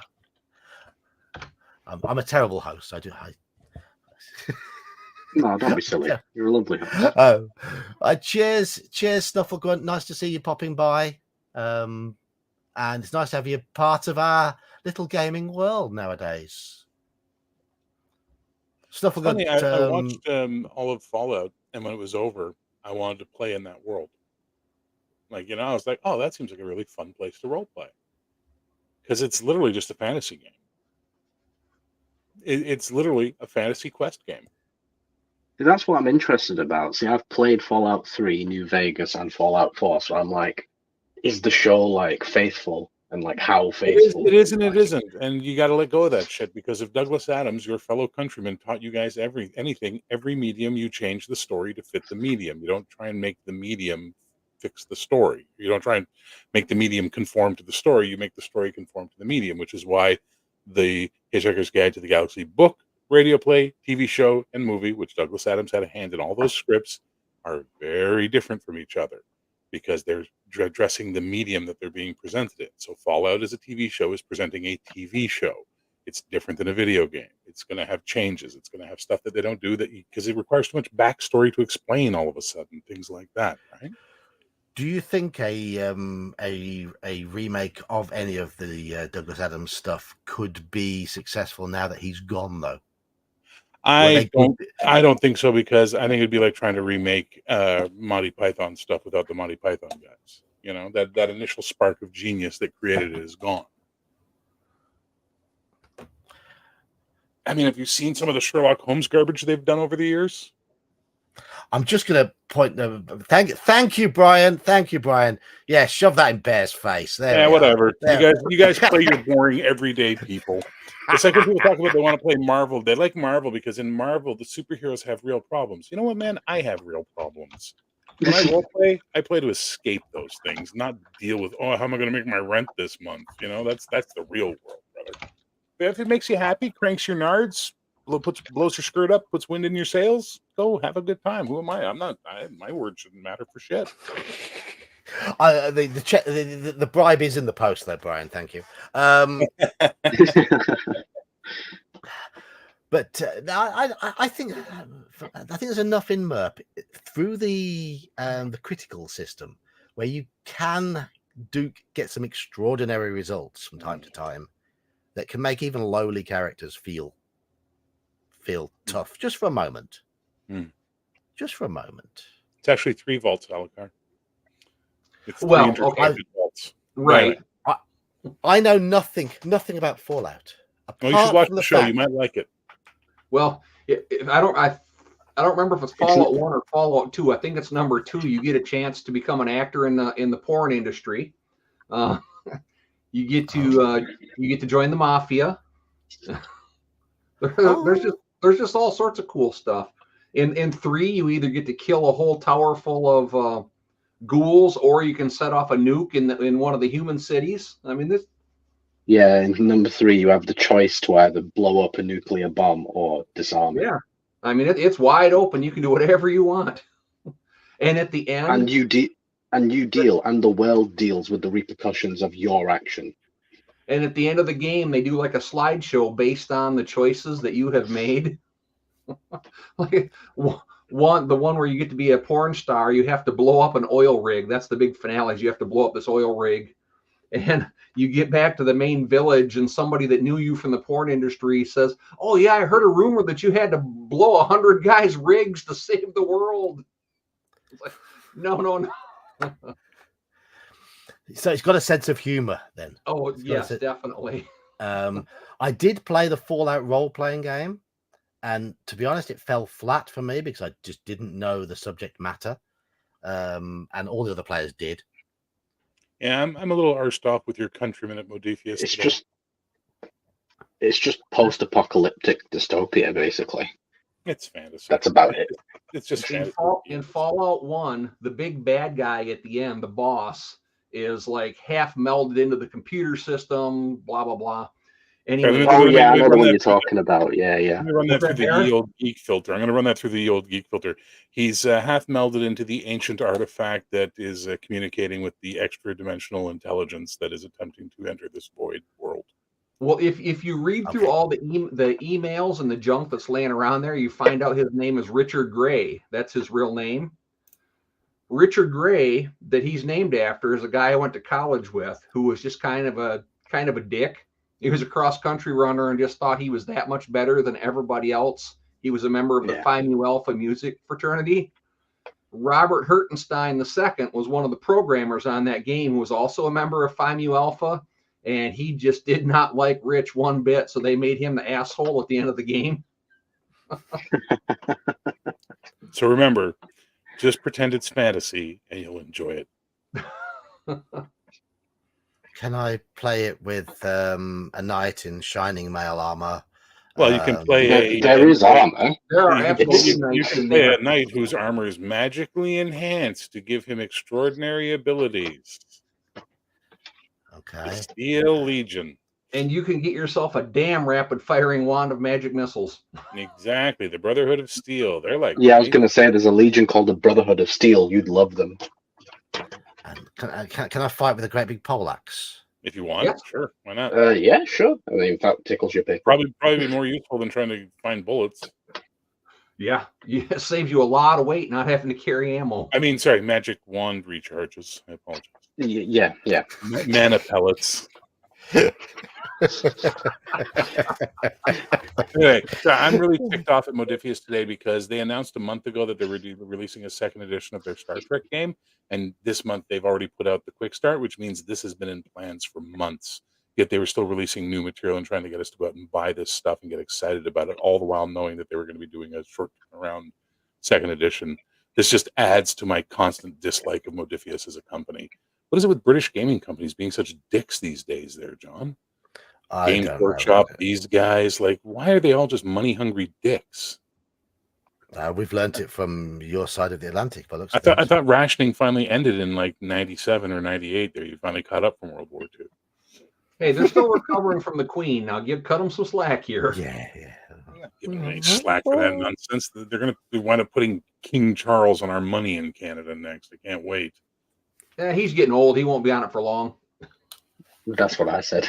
The thing is I wonder if they're going to have to put a fold out. Well, do you like a big fine set of ears on an old Yeah, man? exactly. There'll be a fold out on our $10 bills, so like we can use it to sail or something.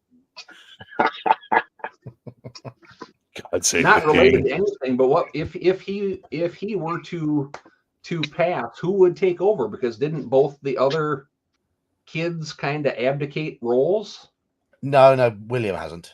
Okay. We'd have King. It'd be King William V, and I think William would make an excellent monarch.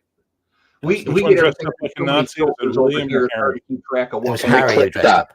Okay. Can we clip that and use it in 20 years' time? What's that? I think William will make an excellent king. I think he would. Yes, yeah. And I think Catherine will be a fine queen. Who's Catherine? Kate. Middleton. Oh, Kate Kate Middleton. Middleton. Sorry, we call her Kate over here, sir. She is. So, John, the Brotherhood of Steel from Fallout is basically just a whole gang of Sir De Veres. Oh, marvelous! Really good analysis there. Oh, that's marvelous! Yes. Their entire Ponty purpose is annoying to recover twat. artifacts from the past age. Is it not accurate, though, Bear? Extremely accurate.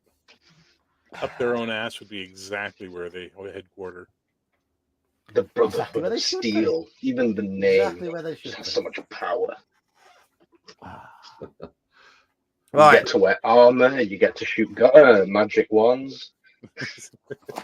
You get to I do love how they ended the night in the Fallout series. Like I said, I'm only 2 episodes in, but he definitely got his just desserts.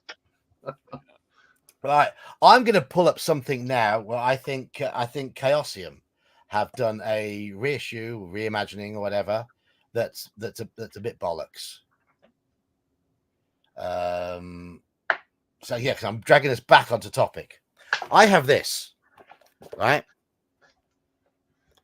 That is the 5th/6th edition compilation, classic compilation, Mansions of Madness, 6 classic explorations of the unknown, the deserted, and the insane.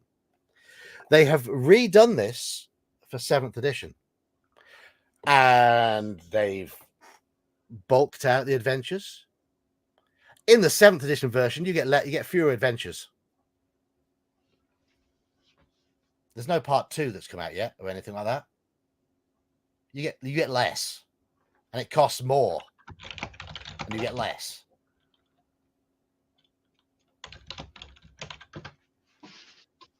So there you go. Chaosium, stop doing that. That was superb. That was amazing. Do a 7th edition version of that where you just change the stats, and I'll be all for it. Do a 7th edition version where you actually provide fewer adventures for a higher cost. No. I'll stick with that. Thank you very much. Rant over on that one. Have I got anything more down here? Oh, yes.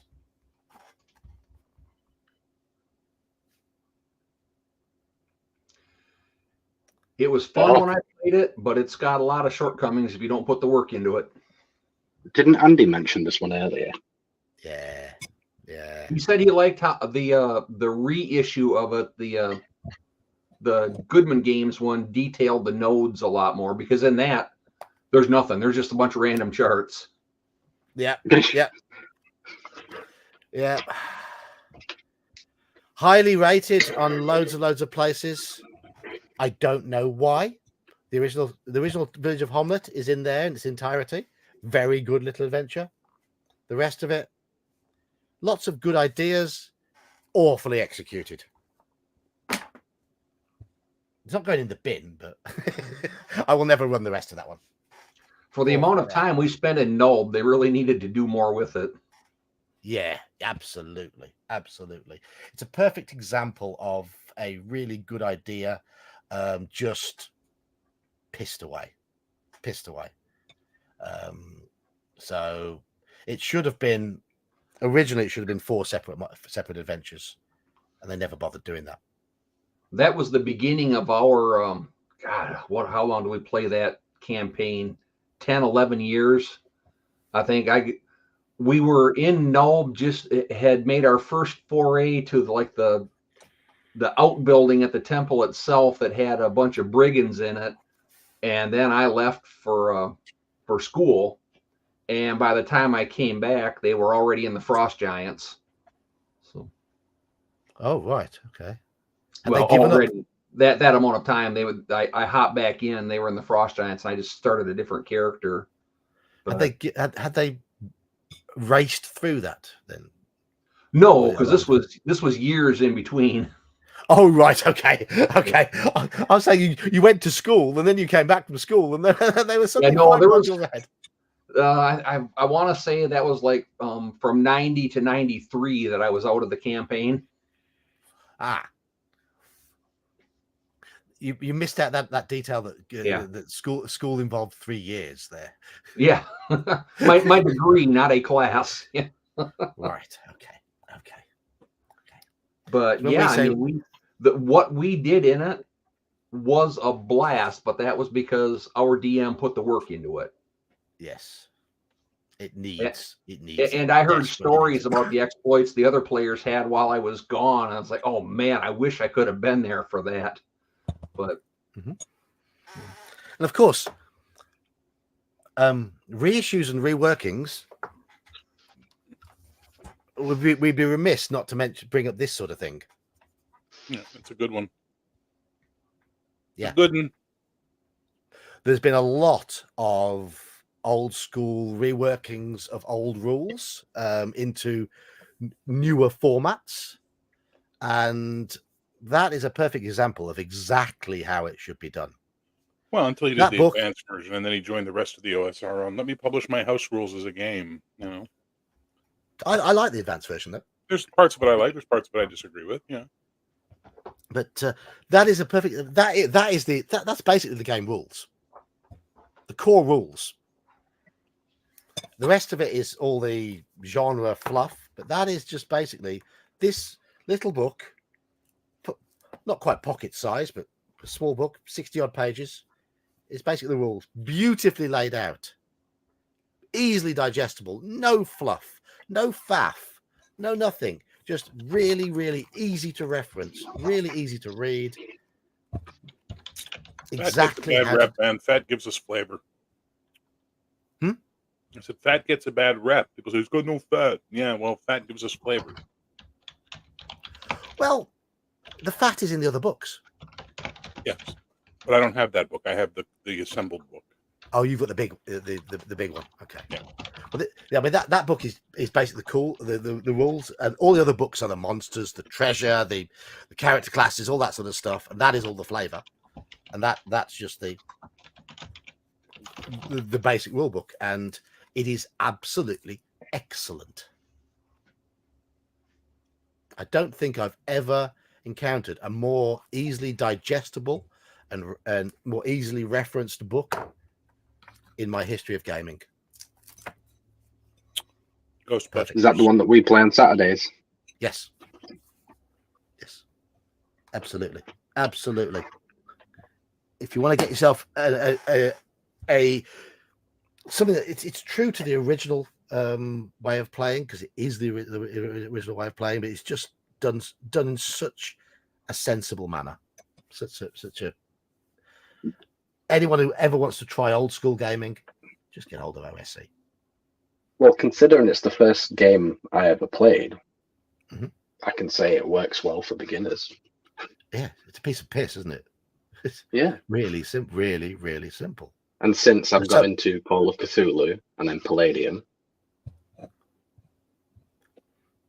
Call of Cthulhu is really simple. Palladium isn't, but we don't have to deal with all of the crunch either. Palladium is as complicated as basic role playing. The house organ or the house engine for Chaosium.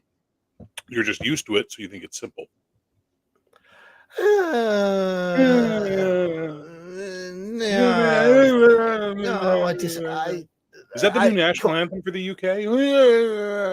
Yeah. I guess it kind of is, yeah. No, I think the main engine behind the Call of Cthulhu is very simple. But I can Yeah, understand. it's just Iman dies or goes insane. That's it. Yeah, that's how the game goes. What's How the game complicated about works. Palladium? Roll a d20 or roll a percentile. It's pretty simple. Yeah, the complicated nature of Palladium, it's in the character creation. It's the That's a organizer. different story. The game itself is good. The presentation is crap. Yes. Okay, yeah, that's fair. That's fair. The game itself isn't complicated. The presentation is bollocks. Absolutely. Everyone agrees. That's a fair assessment. All right. What I'm trying to think. What else? I've scattered all my crap all over the floor because I'm very disorganized and I can't. Is there anything else I could put down here? I don't know. Iman, have you read many of the Call of Cthulhu books? I mean, the Lovecraft books. No, not in particular. Okay, yeah, you should. I mean, it'll definitely enhance what you get from the game. I think it will, anyways. I mean, I've only really been into Lovecraft stuff since like maybe a few years actually. Ever since I played Bloodborne, basically. Okay. The best place for you to start is on my channel and listen to my reading of The Call of Cthulhu. It's in 3 parts.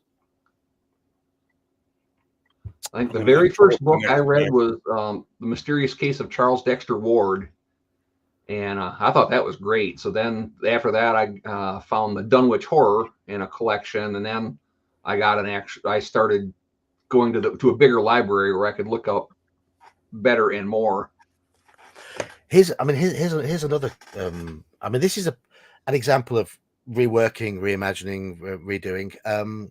If you go on to the BBC's sort of output on Spotify, there's something on there called the Lovecraft Files, and they got a number of they worked three of his books. I think one of them was the Charles Dexter Ward one because I remember the name from that, and they released it as an audio serial with the actors reading the parts. And they intertwined about 3 of the books into a big. It's about 15 hours of audio, but it's done fantastically. While I listened to all of it last summer. I started the journey down from Birmingham to Cornwall. The rainy days in the tent, and we had a few of those because we only had two dry days. I was listening to various bits of it, and then I finished it on the drive back. So I consumed it all in about a week. It's probably more than 15 hours actually, but it was absolutely superb. YouTube has some really good. I don't know if they're like they're not fan fiction or the actual stories, but people have done like their own movies out of some of them, and some of those are really. I mean, they're simple, but they're pretty well done. Hollywood has done a terrible job. I haven't really liked any of their interpretations of his books. There have been some that haven't sucked as bad as others, but there were none that I would call good. But and for me, since I am on the road a lot, I get a lot of audio books. So a few years ago, I was driving up to the Upper Peninsula to do a tour of some copper mines and stuff like that. We were going to be spending some time underground, so I listened to At the Mountains of Madness on my trip up, and oh yeah, oh god. When they shut off all the lights and show you what real darkness really looks like, it's amazing what the sounds you hear in the background will remind you of after you've just finished that book. Yeah, I think Hermie Munster Lovecraft is highly overrated. It's quite a difficult read, but certainly when they do it in the way the BBC did it, in terms of using these voice actors to play various parts, and it was all narrated in the form of the main characters in it, as Lovecraft does, but none of it was done. Lovecraft's awkward writing style. It's much more accessible. Much more accessible. Now, here's my question: did any of them have a Bostonian accent? Because they're all from Massachusetts. No. Sorry, that's a joke that's been going around for a while. Is that when you No, read no, Lovecraft, no, you no, give them no, all Bostonian accents, and you'll feel no. like you're authentic to the material's origin point. No, no. They were Damn it! they were I should have given British Buck a accents. Bostonian accent. Boston. Something like What? Hey, guy. Sergeant Buck Hey, get a Short. head attack. What? Get a head Hey, attack. I'm Sergeant Buck Short. It's the Call of Cthulhu. Yeah, reading Latin translations with a Boston accent, that just hurts. Oh, I think of that jerk Boston Rob from whatever season of Survivor it was back when it was actually a halfway decent show, trying to read Cthulhu in it. Yeah, no. how do you read this? Patwang, papwang? What is this? What is these words? I don't get it. I like them apples. I'm reading The Jungle right now, and even some of the Chicago accents they have in it. It's like, yeah, I'm not enjoying this, but it's a classic that I really should read to say I'm well rounded. Well, given the time he was writing it, you can just give everybody the Mid-Atlantic accent, and you'll be fine. You know, everyone's sort of talk like Catherine Hepburn, and you're good to go. The thing is, to the British ear, we don't pick up on the nuances between the various North American continents. Have you not heard a Boston accent? You can. I have heard a Boston. It hits you in the face like a hammer. The South Boston accent, man. But we don't pick up as much of the differences in terms of, for example, if we spot between difference between like a Welsh accent, a Scottish accent, a Geordie accent. Normal. Yeah, we notice the strong ones, but not like the mid-range ones. Well, no, because the mid-range ones are subtle. But when you get if you go to like Louisiana versus Chicago, you're gonna notice the difference. I'm a Canadian, and I notice the difference in those accents. There's a British comedian that I was listening to that says, when he does accents of different parts from Great Britain, he said American audiences, it just goes right over their head. It's like, oh, he's speaking in a British accent. He's still speaking in a British accent. It just sounds a little different. We don't pick up on what areas those are from, so a lot of the jokes we totally miss.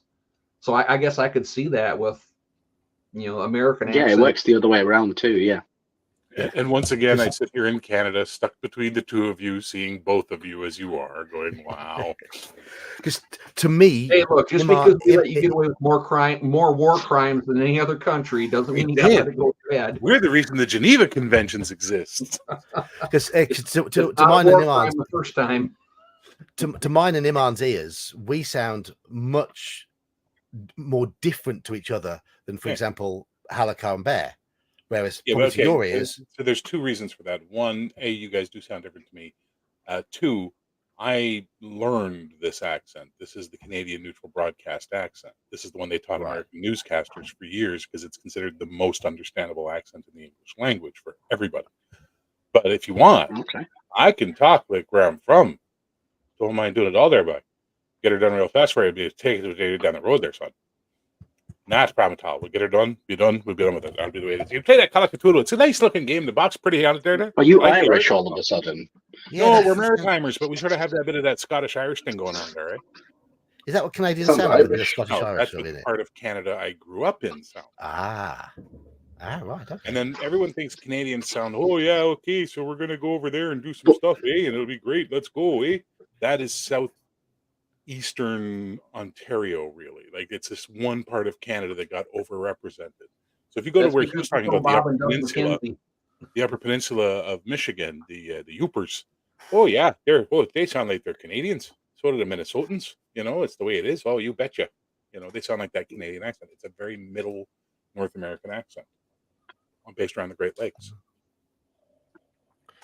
So, I mean, my British accent is probably quite similar to yours in a way, Bear, because I used to have quite a strong Birmingham accent. It's only I've got a little bit of a twinge of it left, but because that's a new accent there you're talking about there, son. Get her done by. That's the Newfies there. Jesus, Lord Thunder and Johnny Jesus come to town on a horse there. Jesus, got time to kick the horse there, But I say my way of speaking, it's pretty much developed from the fact that I had to make myself clear on working on a telephone help desk for a long time, and I host pub quizzes. Yeah. So I've had to sort of it's a bit there's a little bit of broadcast in mine as well. Yeah. Mine's somewhat neutralized because of that. It's about making yourself understandable. Yes, it's enunciating. It's taking the time to say your words properly as opposed to just speeding through. But when I talk to people from my hometown, within 5 minutes, I sound like I'm back home. You know, just the way it is. I can't help it because my ear adjusts to that and my speech pattern adjusts to that. Yeah, if you hear me in my shop, I'm straight away. You're right. You're right. Oi. You're right. Yeah. I know nothing about it then. You're right. I don't know nothing about no skeletons. Well, that's more. See, that's the thing. When I first talked to you, or when I first heard you speak, I could tell you were from further south than me, but you don't have a strong Birmingham accent like Joker. Joker's is like quite strong. Joker's is like, strong. If he speaks, it's like, oh, Birmingham. But John, it's like somewhere in the Midlands. Not sure. Yeah. Well, everyone who comes to my shop talks like Joker. It's what's interesting is when you get with the Scottish accent, when you can actually determine the difference between Glaswegian and Edinburgh. That's when you really understand the Scottish accent, because they are very different accents. Glaswegian is much harsher. Yeah, much. It is much harsher. Glaswegian to Edinburgh is like Belfast to Southern Ireland. Yeah, and the two Irish accents, like those two major Irish accents, are insanely different. You know what I mean? There's also a similar distinction between North and South Wales as well. North Wales is a lot harsher. I thought all Welsh people just sound like they had a whole bunch of candy in their mouth when they were talking. North Wales, a North Walian accent, Anglesey, Bangor, that sort of area, is much, much harsher than if you go to South Wales. But it's very sort of sing-song. Yeah, I think I'm familiar with the northern one. F's and V's in place of TH's. That thing, you know. That thing. It's a bit Londonish almost. Cockneys do a bit of that. I think Essex people do that. Yeah, Essex do. Yeah. But what was Dave Lister's accent on Red Dwarf? What's that? Dave Lister on Red Dwarf. What was his accent? Liverpool. He was doing Liverpool, right? Is that what Liverpool sounds like? Yeah, pretty much. Great, mate. Yeah. He's from that area. Right. Maybe not. I don't know if he's from Liverpool itself, but he's from that area. He's got that Scouser sort of ring to it. So, so the other famous people, famous Brits. I mean, obviously, you've got Sean Connery, who was Scottish. Didn't sound Scottish. That was the problem with Sean Connery. It just sounded like Sean fucking Connery. I'll slap the taste out your mouth and then give you what for with my penis. You know, he was his own accent. Let's be honest. Yeah. And Michael Caine, who's obviously a Londoner. Oh my God, Michael Caine has the most amazing accent and speech pattern I have ever heard in my life. But if you want to do an impression of Michael Caine, remember you got to break your sentences down, no more than 3 words. It's just the weirdest accent. And if you say my cocaine quickly, you sound like Michael Caine saying his own name. Michael Caine. It's the fucking weirdest thing I ever heard. It sounds like Michael Caine asking where his cocaine is. Yeah. Oh, Kabuki kids. Hello, Kabuki's back in. Michael Caine, yes. Michael Caine. The first Scottish accent I heard, of course, was Mr. Scott from Star Trek. That's not a Scottish accent. There's a great story from Star Trek Continues where his son was brought over because his son plays James Dewey. He plays Scotty on the Star Trek Continues show. It's not done anymore. But anyway, he's brought over to I think Edinburgh. No, it was Aberdeen or something. He was going over for a festival. And when they picked him up at the airport and he got in the car, the guy said, "Oh, I love your father over here." He's like, "Hey, gay." It was just going on. It's like, listen, I'm a little embarrassed about talking in front of you guys because I don't really do, the Scottish accent like my father does. I don't really do a good Scottish accent. Oh, your father didn't either, but we love him anyway. Don't forget, James Doohan's Canadian. Scotty was a Canadian, man. He was a Canuck. I was like 5. It was Scottish to me. I know, to all of us it was Scottish until we heard real Scottish people. And we're like, you don't sound like Scotty. What the hell's going on? Billy Connolly has the greatest Scottish accent. Oh, Billy Connolly when he talks up in his nose. That's what I love about Billy Oh, Connolly. what's the fucking... Hang on, I'll think of his name. Carry on. All right, we'll carry on. Thank you. Is it Frankie Boyle? Who? Frankie Boyle. You know what I'm talking about, John. I'm thinking of the right person. Yeah. Okay. Yeah. Who's Frankie Boyle? I know that name. He's a comedian. He's a comedian who was funny about 10 years ago. He's got a pretty good Scottish accent. Oh, that guy. Yeah, I used to see him on that headline show. Yeah. Didn't he go like super woke or something? Yeah, he turned his back on. He made his money with really, really filthy, crude, sick comedy. Really, and driving the to the bottom of the barrel as far as you can go. And it was a case of how far will he go? It's like you didn't want to watch, but you did at the same time. Yeah, you did not want to sit in the front row of one of his gigs. Craig Ferguson has a really strange accent because is it Scottish raised in Ireland? No, he's Irish raised in Scotland. So like he's got a really fucked up accent, you know. I don't know who Craig Ferguson My brain is. can't even. You don't know who Craig Ferguson is? No. Craig Ferguson may be the greatest late night TV show who ever existed. His show was so fucking good. You ever see the Drew Carey show? No. Okay. I know who he is. I've not watched that show. I know his line is pretty good too. His story about quitting drinking is very good. I used to actually play the clip of that for some of my clients at the treatment center. Yeah, he's really funny. Like he's like got a really good. You watch him interview any actress, and like they are like, pardon my French, they're wet for him by the time the interview's over because just the way he talks to women, it like he is such the inoffensive pervert. Oh my god, and he's so charming in the way he does it, and you just see them in the chair, they just get melty about him, you know. I have no idea who he is, but dude, there's tons of clips on YouTube. Go watch on YouTube, you'll love him. He's amazing. Rabsy Nesbitt for Glasgow accent. Yes. Who's the comedian like? Danny Boy. That guy's funny as fuck. He's a Scottish Indian guy. And he does all the thing on like the flowers of like the nations, and he talks about how, you know, the Welsh take the the thorn bush, and whatever, the daffodil. Oh, I love the daffodil. The daffodil sounds nice. And then he gets to the Irish, and he starts to do the accent, and the audience stops. He goes, "That's the Irish, you know, diddly dee potatoes." Fuck, the audience loses it every time. Then he talks about Canada. And he goes, "You showed up at the end, eh? Everyone was gone. All the plants were gone. You're like, you got anything left? We got this leaf." We're like, "Oh, I'll take that then." It's like, fuck, he's brutal, man. He's really good. His whole bit on Noah's Ark, because you can't have Noah's Ark in Scotland, eh? Because they're going to show up and say, "What's that you say? 40 days and nights of rain." Hey, really? We're on day 76 as it is. It's just like he's on spot. You should check him out. You'll love him. Craig Ferguson can barely watch the show. Yeah, no, he's really good, man. I love fucking Craig Ferguson. I'll have to check him out because I have genuinely never heard of him. I've never heard of him either. I'm quite surprised. I'm guessing Conan O'Brien's doctor made fun of him because his DNA test came up 100% Irish, and he asked if he was inbred. That's good. I don't know who Conan O'Brien is, so I'm guessing we're referring to. Oh, okay, I know who that is. I know who that is. Come on. What's that guy that everybody goes, all the American people on the talk show where they're sitting on couches and that weird show. Right. What's that guy's name? The British guy that does that late night interview? Graham Norton. Graham Norton. There you go. He's like an American Graham Norton, but not really. You know, like that's the level of like, we don't know your guys, you don't know our guys,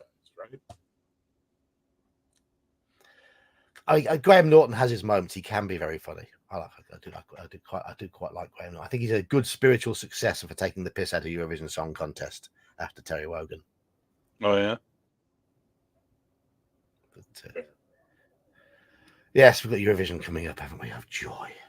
You know what we know nothing about in North America? The Eurovision contest. We know nothing about it, but it seemed so important in the 80s to everyone, and we were just like, why? Why is this important? I mean, about what, Mayor? The Eurovision contest. Every year they have a Eurovision contest where every country sends a pop song or something, and the band performs in Eurovision. And then ABBA won it with Waterloo. That was the big, no one has ever been as big as ABBA. But everyone keeps thinking every year they're going to produce the next fucking ABBA, and they never do. Well, Who won look at how last many year? shows we have over here. You know, America's Got Talent, and So You Think You Can Sing, and all Dancing with the Stars, and all that junk. They have all that The garbage problem in with- England. The problem with Eurovision, it's become very political. Hmm. Ukraine, was it Ukraine won it last year? Was it 2 years ago? Ukraine won it No, I think it was last year. last year, and that was then. They didn't win it by the experts' votes, but they won it by the public vote. So political sympathy. I still love that one song from Romania that one year tried to get submitted for Eurovision and they turned it down. But it's the one that has the chorus where it's like, "Hey, hey, why are you living in the USA? Don't tell me that you're gay." It's like really an anti-American song. Singing in the Romanian parts, they're singing about how fat and ugly American women are, and like everybody in Romania is like, "We need to send this to Eurovision." They're like, "No." I mean, there's been occasional gems, occasional moments that have been worth watching, but most of it is just camp pop trash. Yes. Speaking of which, Yeah. you know the songs I've made, right? There's one I got to Mm. give you to listen to, John, because I accidentally created a Kim Wilde song. Oh, And the chick even sounds like Kim Wilde, the voice it gave her. I'm like, holy shit. we're the heroes in America. Whoa. Not quite, but yeah. It's called Superhero Summer. How many tracks are you up to now, Bear? 60 out of 100. I got 40 more to go. I Fuck actually hell. heard some metal bangers today. It was really good. The metal stuff came out really nice that I did today. Oh, dear. Oh yeah, well, I think so. At least what I've I listened am to. getting tired. Oh, I'm sorry, John. I apologize that things that interest you bore Well, you. it's 3 minutes. 3 minutes to pumpkin time here. It's 3 minutes to 12. So, Yeah, sure. Likely it's- story. it's late, and I've had a busy day at work. But no, and I've been reminded that Eurovision's coming up. And I need to avoid. Yeah, that. it's tired and I'm late. Yeah. Gingerbeard is a big Eurovision fan. Is he? Yeah. To me, those shows are like the Rock and Roll Hall of Fame. It's all just a big joke because the people that deserve it don't get it. I would argue it's Basically, worse than that. They just Well, elected Cher into the Rock and Roll Hall of Fame. Are you kidding me? Well, I mean, Who? the way you Cher. Cher's not rock and roll.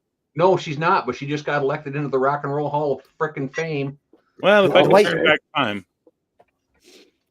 basically the way Eurovision works though is each country nominates a song, and their performer is sent to a central location where they all perform on a big stage, and all the European public vote for their favorite. And that song is the winner of the Eurovision Song Contest that year. And you can guarantee that Holland will vote for Belgium and Belgium will vote for Holland, and that nobody votes for Germany or Britain or Italy or France because they all hate us. And all the Balkan countries will vote for each other. I don't Croatia and Serbia will vote for each other. I doubt highly. No. But it's a lot of cases you have to, if you're from an unpopular country, you have to have something exceptional. Yeah, and like you said, either last year or the year before, it was everyone felt sorry for Ukraine, so they won the vote, basically. Yeah. Absolutely. So it is a big, and it's all very over the top, big costumes, and it's very camp. And one of our greatest ever TV and radio presenters, Terry Wogan, used to make it worth watching because he had this dry, gentle wit that you couldn't always tell when he was taking the piss. And he took the piss beautifully out of the whole thing, about the whole event from start to finish. And his sense of humor was so clever; it was immaculate. But he had this really friendly way of delivering it all. And now Graham Norton has taken over with his sort of acid, somewhat camp acid Irish wit, and it works. It does work, but he's not quite Terry Wogan. The only Terry Wogan. Terry Wogan had this weird, like, nonchalance. Mm-hmm. The other thing I know about Wogan is when I saw him and doing that interview with David Icke from back in the 80s or 90s or whatever it was, and then I saw them talk again years later. It was like, oh, yeah, interesting guy. Seemed nice. Wogan gave everybody time to speak, but I think he was quite. He himself was he was very down to earth and knew his own mind, but he gave everyone a chance to speak. But his radio show was an institution on British radio. Anyway, we are at Pumpkin Hour. We are at the 3-hour mark. We are at the midnight Pumpkin Hour. So it's time for Iman to do a shill first. Hi everybody, Intellectual Quandary. I do live streams on Sundays. I'm doing Bloodborne at the moment, so if you like your Lovecraft, please check it out. Thanks. Okay. Halakar doesn't have his own channel, and as you said in my Discord, you're put off by the idea of wrestling with YouTube's. I don't want to have the radio on in the background and then having them come hunt me down because I didn't give somebody the proper recognition for having their music on my, whatever. Yeah. But I will say, check out all the freebies that are going out right now, the 2 Lakofka modules and the Castles and Crusades handbook. Get your free goodies while you can. Absolutely. Bear, shill yourself. Nothing to show. Life is good. Move on with yourselves. Take care of each other. Love each other. Join us on Saturday for some Palladium Fantasy. Absolutely. And if you like superheroes, no, we're not in shill mode right now. We got 5 days before I kick in shill mode again. Okay. Oh, fair enough. I'll respect that. I won't shill Heroic, the role-playing game, for you. Thank you. 5 days though. The 30-day timer starts, and that's when I go shill crazy. Daniel's probably. I think Daniel has almost certainly dozed off. He hasn't pinged me or anything. He's been sat there muted, and he hasn't. He just unmuted. Huh? He just unmuted. Then I have nothing to show. Nothing to show. All right. I got busy and between the kids and dinner and all the other happy horse crap. No worries, Daniel. So, I'm just going to shill for people in chat. I'm just going to quickly scroll up and see who I see. Who's got channels? Slan's been here. Check out the grumpy old Slan for read-throughs of lots of weird old stuff. And the occasional retro game playthrough. Absolutely. And I'm scrolling up. And I don't see many other channels here. Thank you everybody for joining us in chat, though. Nice to see some new names. Nice to see some new people, and it's all good. And we haven't been joined by many streamers or YouTubers tonight. By the looks of things, I'm still going. Oh, Snufflegrunt does a bit of streaming. Snufflegrunt was here earlier. Ever so nice chap is Snufflegrunt. He is he's a nerdy gamer of similar age to Iman. And I think a very similar mentality to Iman. I did think about this earlier. I know in 2 or 3 weeks, we don't have an early game, I believe. Okay. If anybody's interested, I can do another feeble attempt at running one. Go on then. You're in. If there's a gap there, you've just filled it. All right. Cool. No homo. I've just redone the events timetable on the Discord because Discord coped really, really badly with when we changed the clocks, and it shifted everything, and there was no quick way to shift everything back, so I just wiped everything out and recreated it. So if you want to play games with us, we play games on a Tuesday. I run Call of Cthulhu, and on a Saturday we have OSE and MERP. Various sessions, various DMs. Drop in, join in, play. In the Call of Cthulhu game, it's there for people to drop in because it's episodic. So if you want to try out Call of Cthulhu, you're more than welcome to come and join us. Come and join Iman. Watch Iman's characters die. Or go insane, or just anything bad in general. Yeah, everything bad happens to Iman's characters. It's wonderful. Love doing it. But thank you, everybody who's been in chat tonight. Pay for the Castle Crusades handbook so they push more money Walton's way. Who's Walton? Who's Walton? Don't know who Walton is.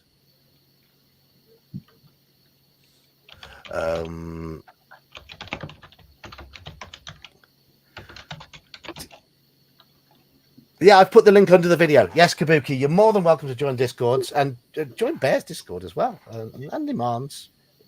Oh, Iman, am I allowed to shield for your Discord? Not yet. Not yet. Okay, sorry, don't join Iman's one. It's only for special friends at the moment. It's only for special people. Am I still special, Iman? I'm still If setting everybody's everything up. special, nobody's special. Remember that. There we go. I'm special. I'm special. Go to bed, John. Yes, it is time to go to bed. So thank you, everybody. I'm going to end the stream. Have a I'll good see you night, all guys. on Friday, where we're going to be continuing reading book 3 of the Lone Wolf series. So see you then. Good night, all. Night, everybody. Good night, Oh, everybody. Tien Tori has a channel. Forgot about Tien Tori. Tien Tori was here earlier asking questions. Check out Tien Tori. And with that, good night.